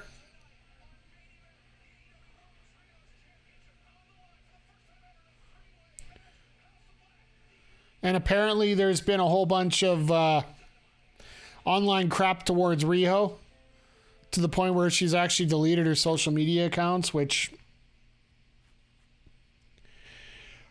over the last week, I don't know if you guys have read up about it. I'll get the last prediction up here in just a moment, but Riho and Ridge Holland have just been floored with a bunch of negative stuff on social media. And it floors me how much fanaticism gets taken to a whole new level. I understand people are fans, but the level of just craziness that a lot of them follow, it drives me nuts to see stuff like that. And I do see that AEW is trying to work on some of that. Like, we found out tonight that apparently Riho is getting a bunch of flack online. I think it's more stereotypical than actual anything that happened in an event. Maybe if anybody in the chat's got any info on any specifics, feel free. I only got into it after I already see that Riho's account was deleted. But Ridge Holland's also received a lot of death threats and and people harassing his family after the injury to Big E that he had at that SmackDown show when he broke Big E's neck on that inadvertent belly-to-belly overhead. That one I know about because he still kept his account up, right? So it's just lunacy how much people actually are trying to... People take fanaticism to a level that it doesn't need to be at. You could support, you could complain, but if it gets to that next level like that, that is absolutely insane. And it should not be condoned. I know if we had that stuff going on here, there'd be blocks and everything done very quickly. I know that we had one person here who ended up having to get a nice time out for a week. Why people don't learn from the Hana Kimura incident? Thought that was Madcap Moss. No, that was Ridge Holland. That was part of the Brawling Brutes versus New Day. It was a 6-person. But yeah, exactly. Why do people not learn from the Hana Kimura incident? Like, because people don't care about results until they directly affect them. If it's affecting some fictional character to them,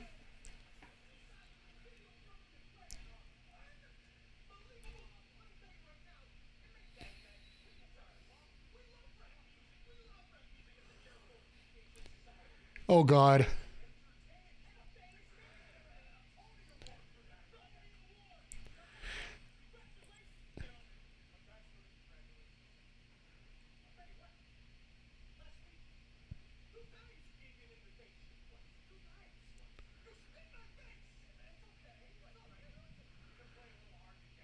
So,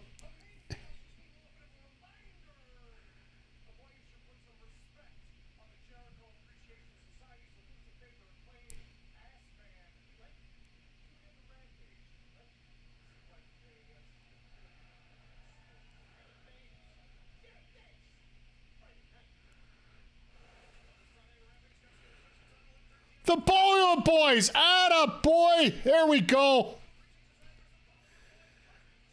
I hate the fact that this is going to be on so late, though. For people that don't know, Rampage this week is going to be delayed. We're probably looking at midnight Eastern.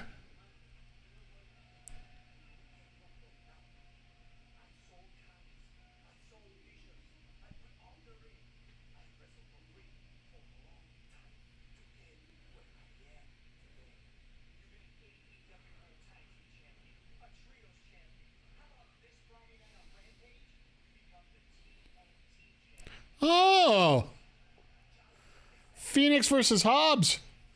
Why are you giving us such a great match here on midnight? Yeah, give Phoenix all the belts. The TNT, the International, the Heavyweight, the Tag Team, and the Trios. Give them all the titles. Even on a Friday night, midnight's a sleepy time for you. Yeah, like that's the thing that frustrates me this week. I got time to put the prediction in. We got a good 20 minutes here till 25 minutes till the match is done, but it frustrates me when AEW does not get a chance to get the proper exposure at the regular time every week. And I get it. NCAA March Madness, I'm absolutely stoked for. But I feel my streams are a little bit more important than watching basketball on the side. So I'll be on here with you guys, and I'll watch the basketball after. I wish that there was some way that AEW would present themselves to be more valuable than March Madness, but that ain't never going to happen. But yeah, there's 16 games going on it would be 64, 32, 16 games going on Fridays. So 16 games tomorrow, 16 games Fridays. So go Fighting Firms.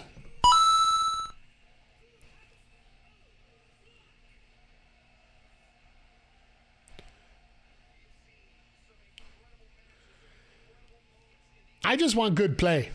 I don't want Duke to lose. Those two, everything else is fine for me. I used to grow up as a UNC kid.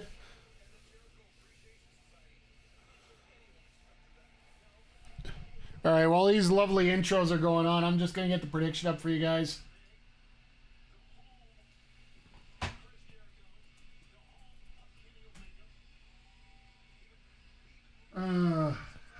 So Black, JAS, and Elites.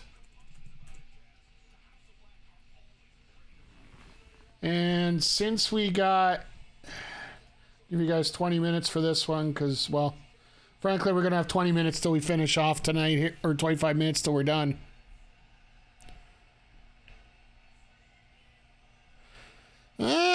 So they decided to defer to Jericho for the final spot.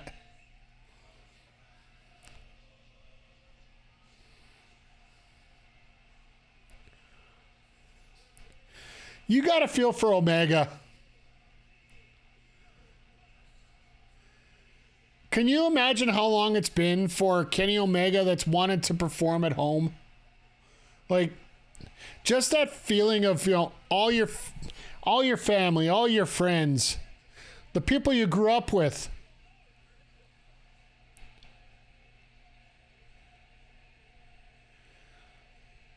Like, listen to this place explode for him right now.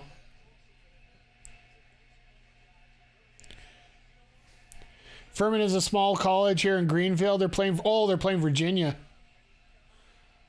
They're the oh, that's right. Okay, yeah. That's 2:15, isn't it? Usually a UNC fan too, but they decided to drop the ball this year. Yeah, they really stunk it up. And the fact that Duke nuked them out of the tournament. Yeah, I know. I used that reference. Let's just go there.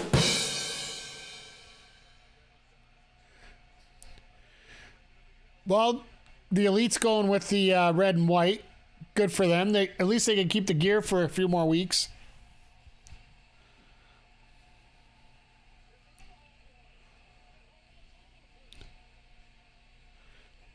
Taz's like, oh, everybody's from home here.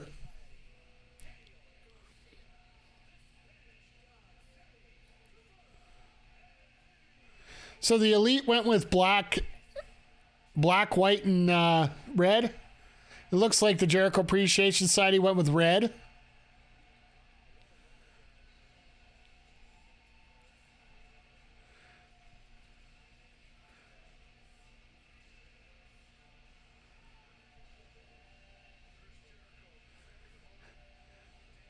Jericho feels Yo Mamba. All right, cool enough.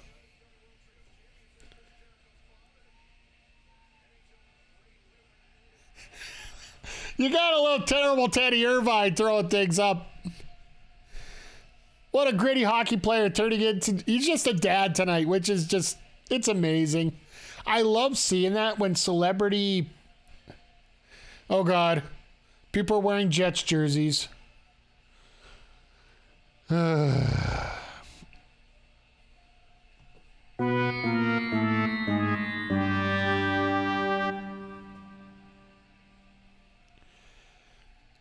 Anybody wearing a Jets jersey this year, I'm sorry. You're just a glutton for punishment.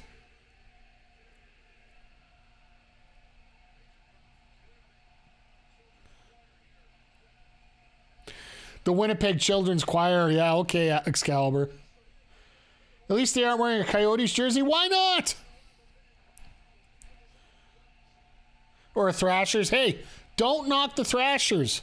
If you come by here every Tuesday night, we are actually playing as the Atlanta Thrashers in 2003 as part of NHL 2K3. We're just shy of a playoff spot right now as we're progressing into month number 2, so... I will say, playing old school hockey games is a hell of a lot of fun.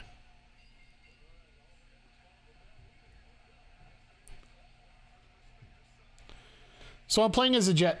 Well, I did it as an homage to our friend and gentleman who gave me the idea for this, unintentionally, of course, Game Time Art.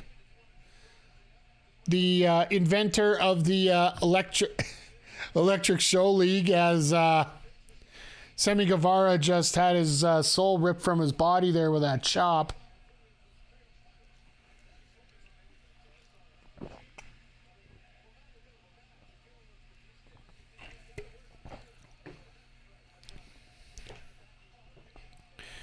And again, Garcia just...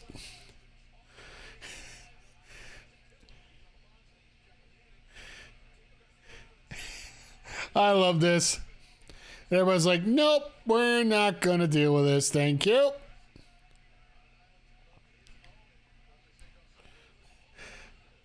And Brody King's just like, no, screw you. We're not doing this.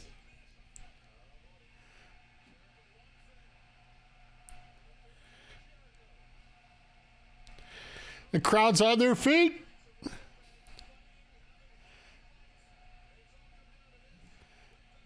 And Jericho and Malachi.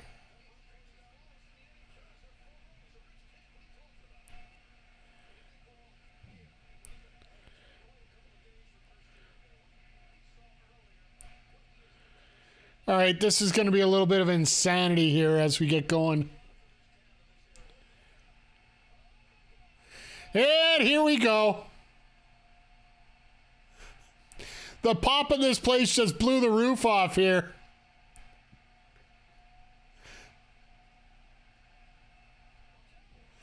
And the House of Black just decided to ruin it.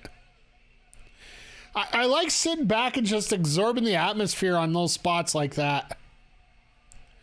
As we enter into our last commercial... Well, hopefully it's our last commercial break. They probably got one more going yet. A little bit of insanity going on here as always. It's a trios match. It's going to break down into something soon.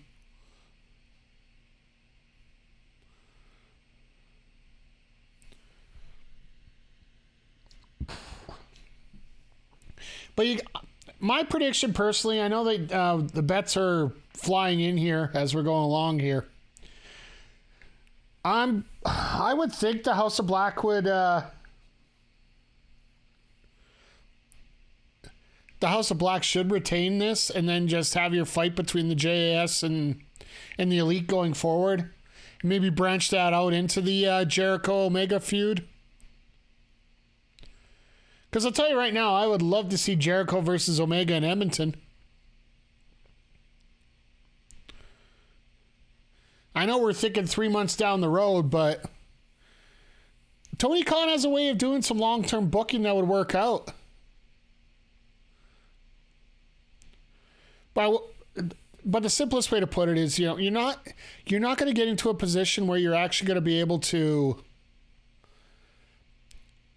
firmly talk about having any kind of storyline set up for Edmonton here, or Saskatoon for that matter. Saskatoon to Edmonton, that's a different story because that's 1 week apart. But right now we are 3 months away from when Dynamite's coming out west again. I love the fact that AEW's decided to move themselves into Western Canada, not just Eastern Canada. They're moving themselves all the way across Canada. But the only way that, if you could, I hate to say be relevant because they are relevant. There's a lot of people watching their show. Like TSN has a gold mine as they're watching this show, but the fact that Rampage, you actually have to go onto a digital service to watch it. Like basically TSN's version of the Peacock app to watch Dynamite every week. Or to watch Rampage, sorry. Until they fix that up and actually get Rampage on an actual TV channel, which is scary because they got 5 of them that they're currently running. I know a lot of them are regional, but the fact that you can't commit to one of those channels to keep Rampage on, because one thing I've learned when it comes to wrestling fans, and you guys can feel free to correct me if I'm wrong here. If you find something worth checking out, you're going to commit to it. You're going to find a way to...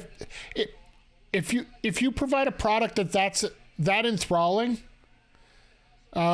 This looks like me when I forgot to change over the overlays when I'm playing NHL by mistake. Then we got to watch this through the little camera here. Hopefully somebody figures it out. Either that or the guy went to the bathroom. Butterfly in the backbreaker. He hasn't used that in a while.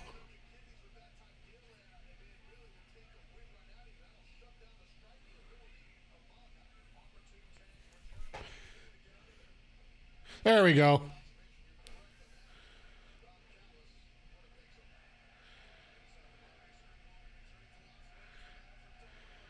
Oh, God. Of course, the Winnipeg crowd's going to soak that up.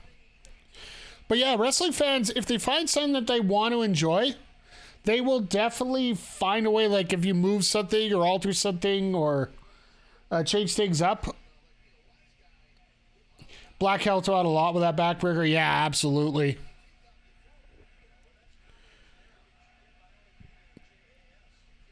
Like, well, hell, for most suplexes, there's usually a little bit of help, but...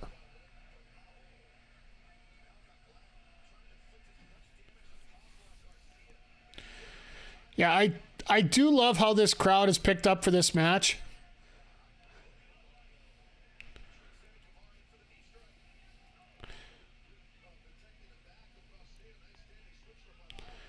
Like, I really do hope that they keep this momentum up here for the next 15 minutes. But they still got Rampage to do after this, too, so...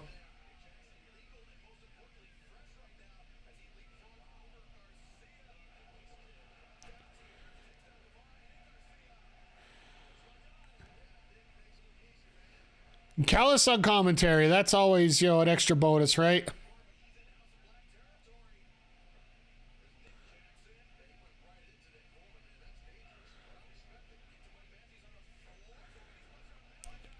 Malachi's doing work. Oh, God. Ow. That was unique. I haven't seen anything like that before.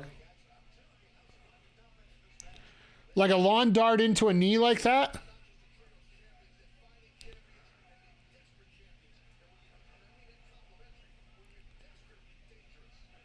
Now looking for that tag.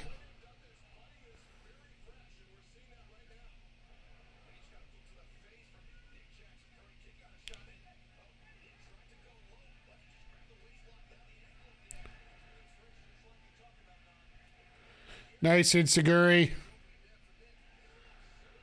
And Omega with a hot tag. What kind of... We got some spicy tag on this.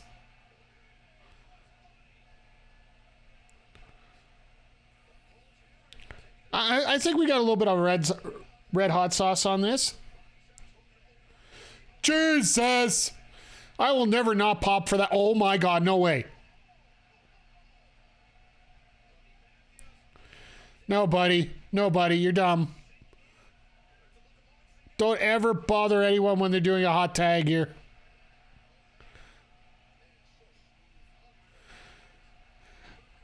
Omega is just... When he's 100%, when they call him the best bout machine, that was no lie. And the thing is, these guys have been 100% now. Like, these guys have been injured for so long. Especially Omega. Like, for the amount of surgeries he's had to go through and whatnot.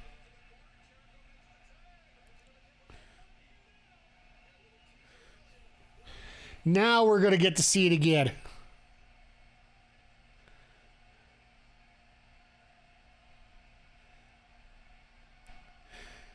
So it comes with...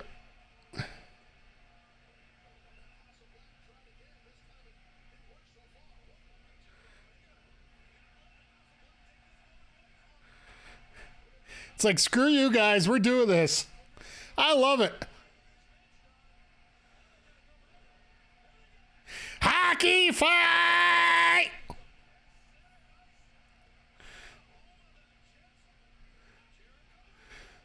Jesus, that knee. Oh, and everybody's just throwing out finishers now.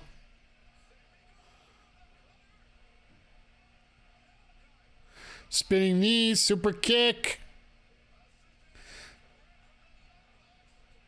Sliced bread knee into a Meteora. You can almost tell where everything's coming here. There's the last Snapdragon he didn't get off. He hit everybody but one guy. Judas effect coming. Judas. Nope.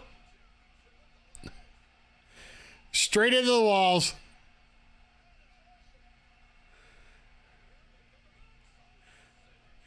Wow, that was stiff.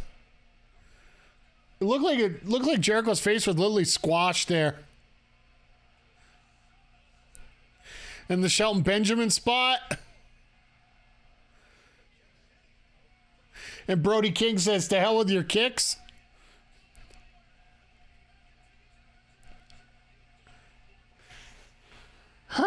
So we have another commercial, right?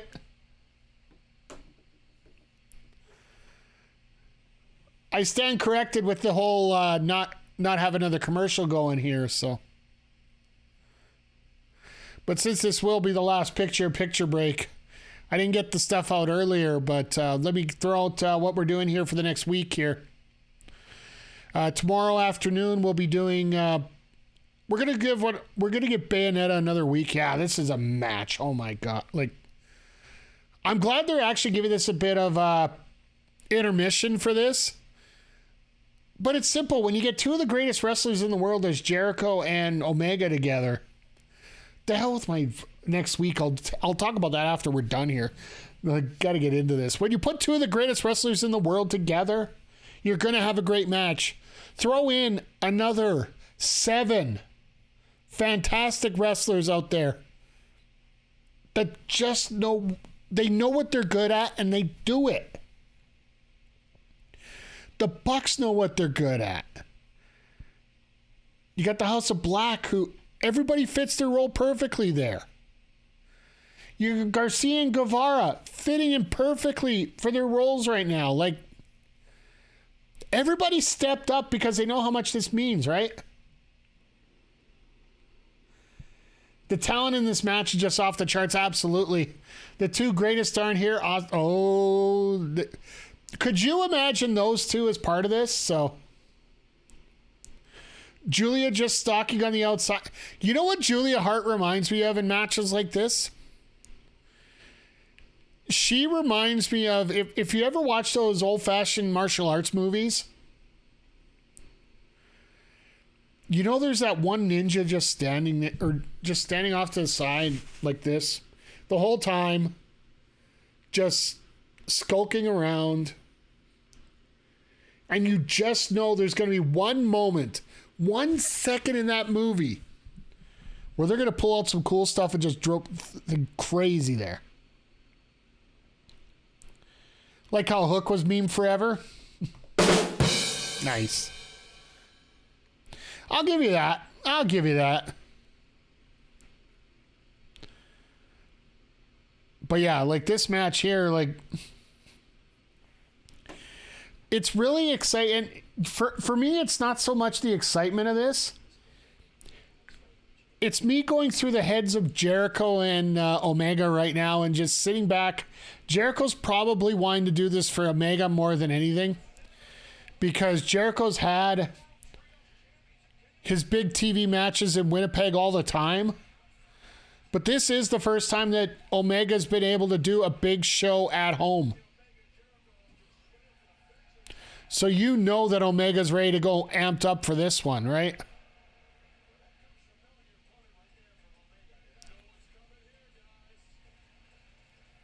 And this crowd is on it. Just like that. That is beautiful.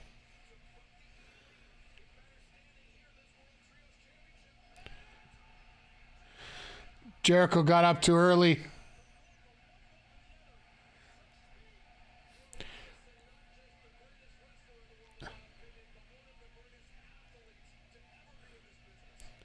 Yeah, I don't know if you guys listened to the sessions with Kenny Omega on it.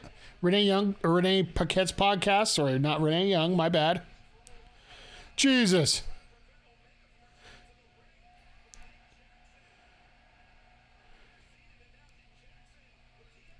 But Omega was meant to, like, up until Junior, he was actually a pretty damn good goalie.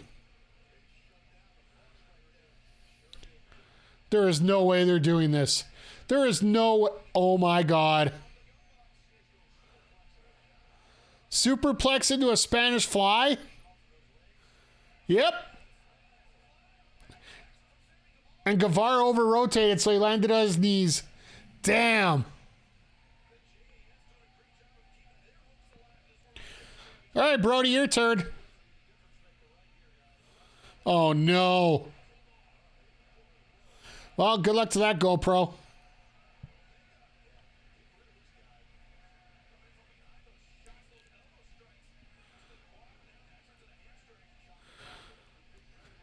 What is Omega doing?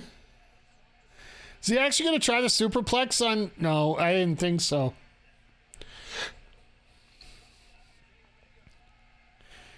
Oh, I see what's coming.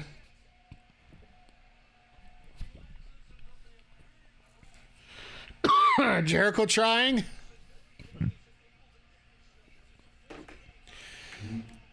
So now, unfortunately, these two are looking at each other. Of course, I got to get hiccups right now.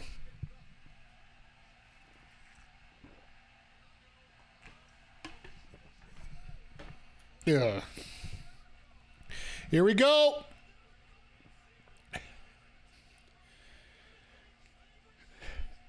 Jericho did not look right now like he wanted to.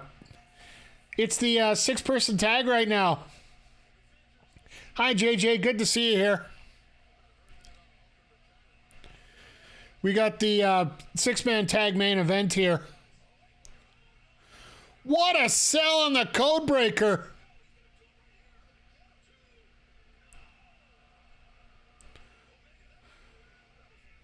Some people do a bounce. Don't, no, don't do this. Why are we doing this?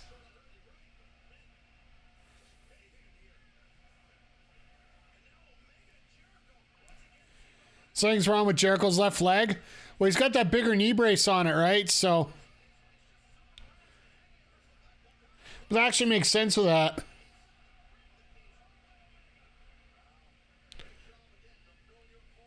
Now we're going to finish off this match.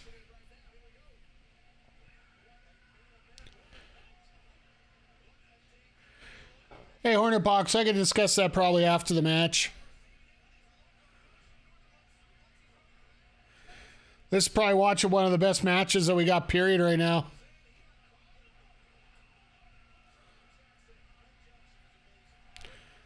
But to give you a quick answer, if it runs great, I don't care.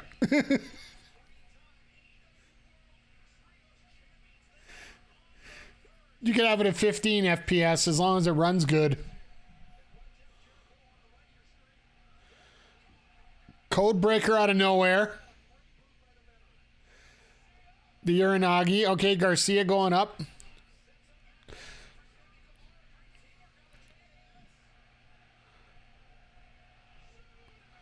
Yeah, I hit the shooting star. But here comes Brody.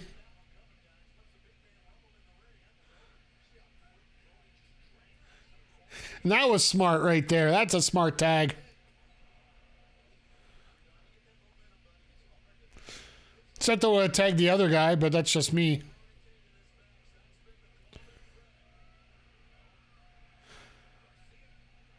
Garcia trying to protect Guevara.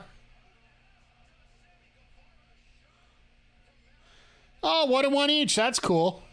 Yeah, it was absolutely a go. These guys are bringing their A game on everything.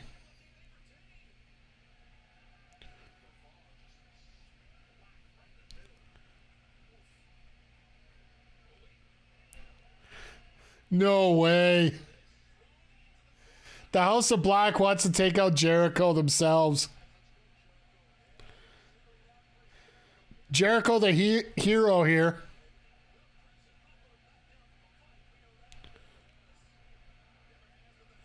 So is Omega going to have to save Jericho?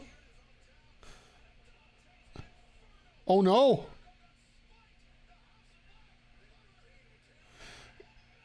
Omega saves it. Nice.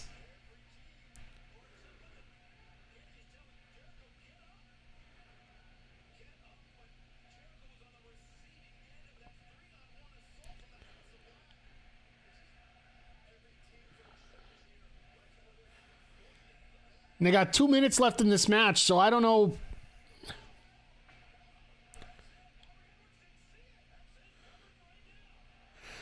Guevara, seriously.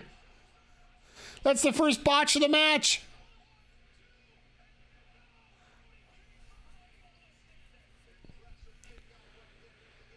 Brody got out of it, so it looks like they're going to retain, which I think just makes sense. Here comes Malachi. Black Mass.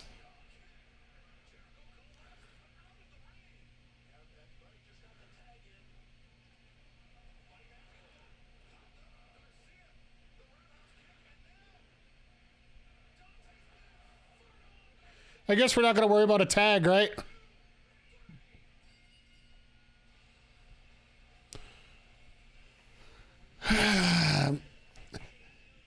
You know, I don't know how that was a legal tag, but give you your points back here.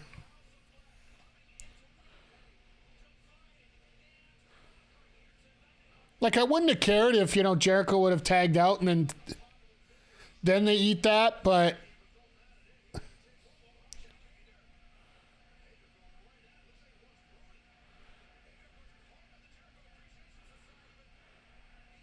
they're taking the hat off Hager? My God.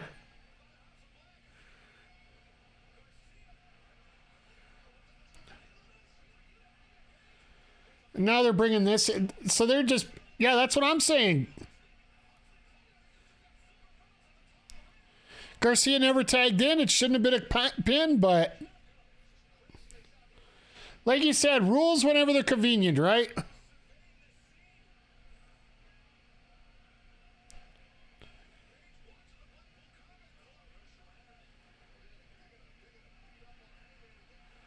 Whoa.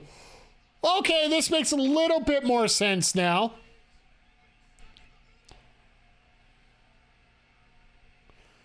BCC versus the Elite? Yes, please. I will take that.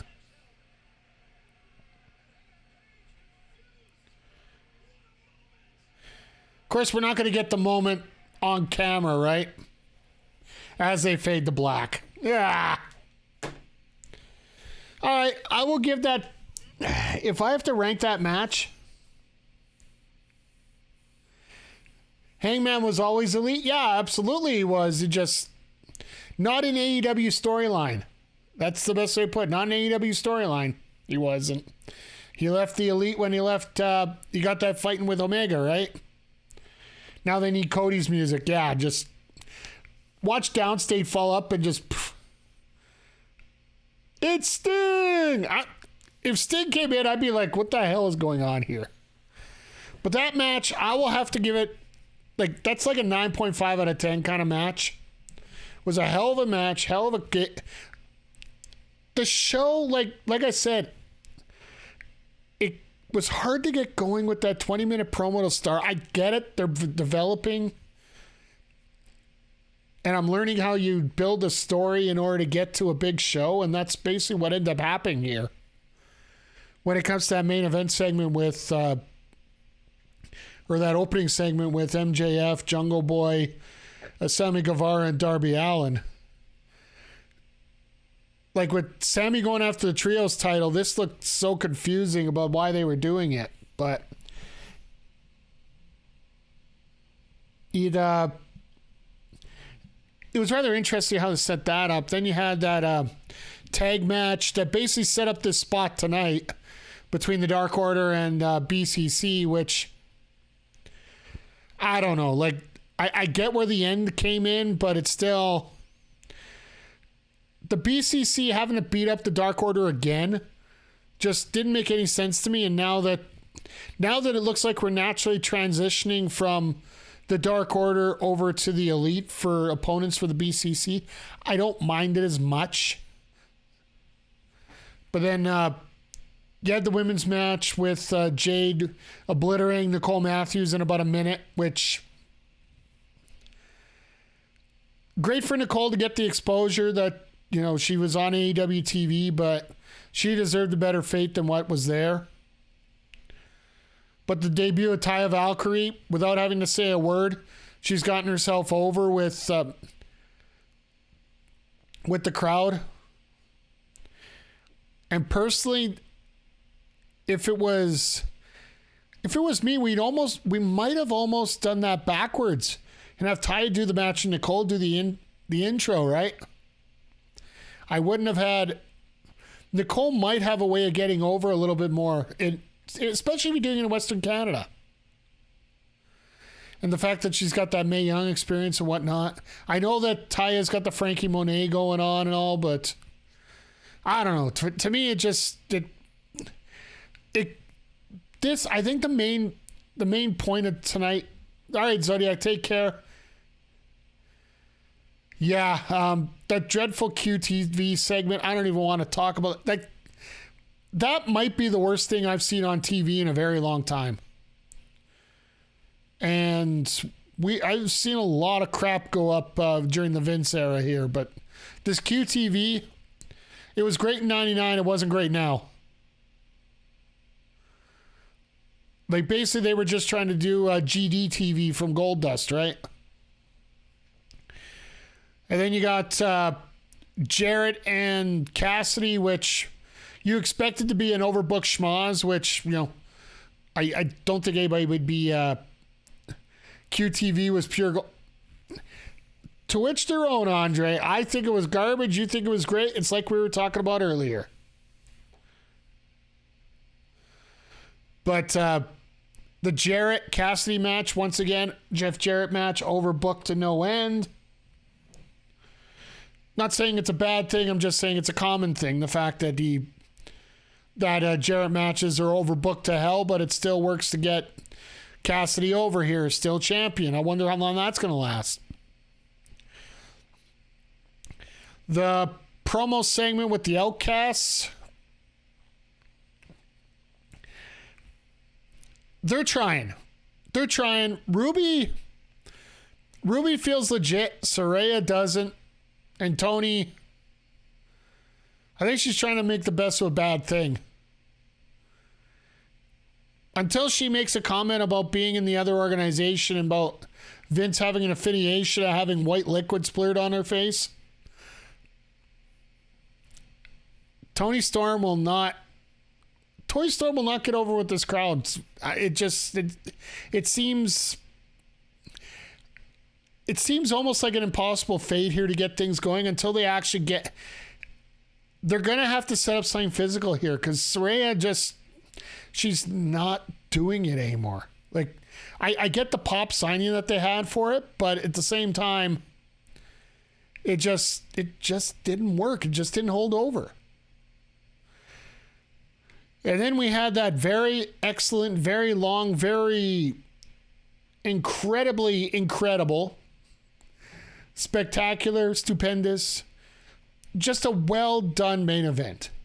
And in my opinion, one of the best main events we've had in a while on Dynamite, except for the finish.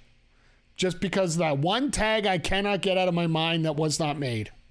The fact that Garcia went in there on his own volition after Jericho didn't get tagged. Unless trios are using luchador rules. They might say that Canada has luchador rules. Who knows?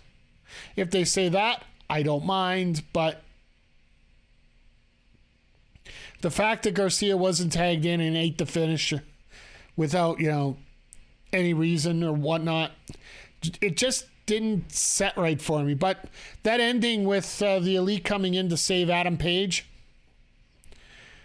we know where this is going, and I think we're going to enjoy the ride. So hopefully that leads to something spectacular going on during Double or Nothing here, which is going to be about 2 months away. So we got time to air a lot of stuff out here. So.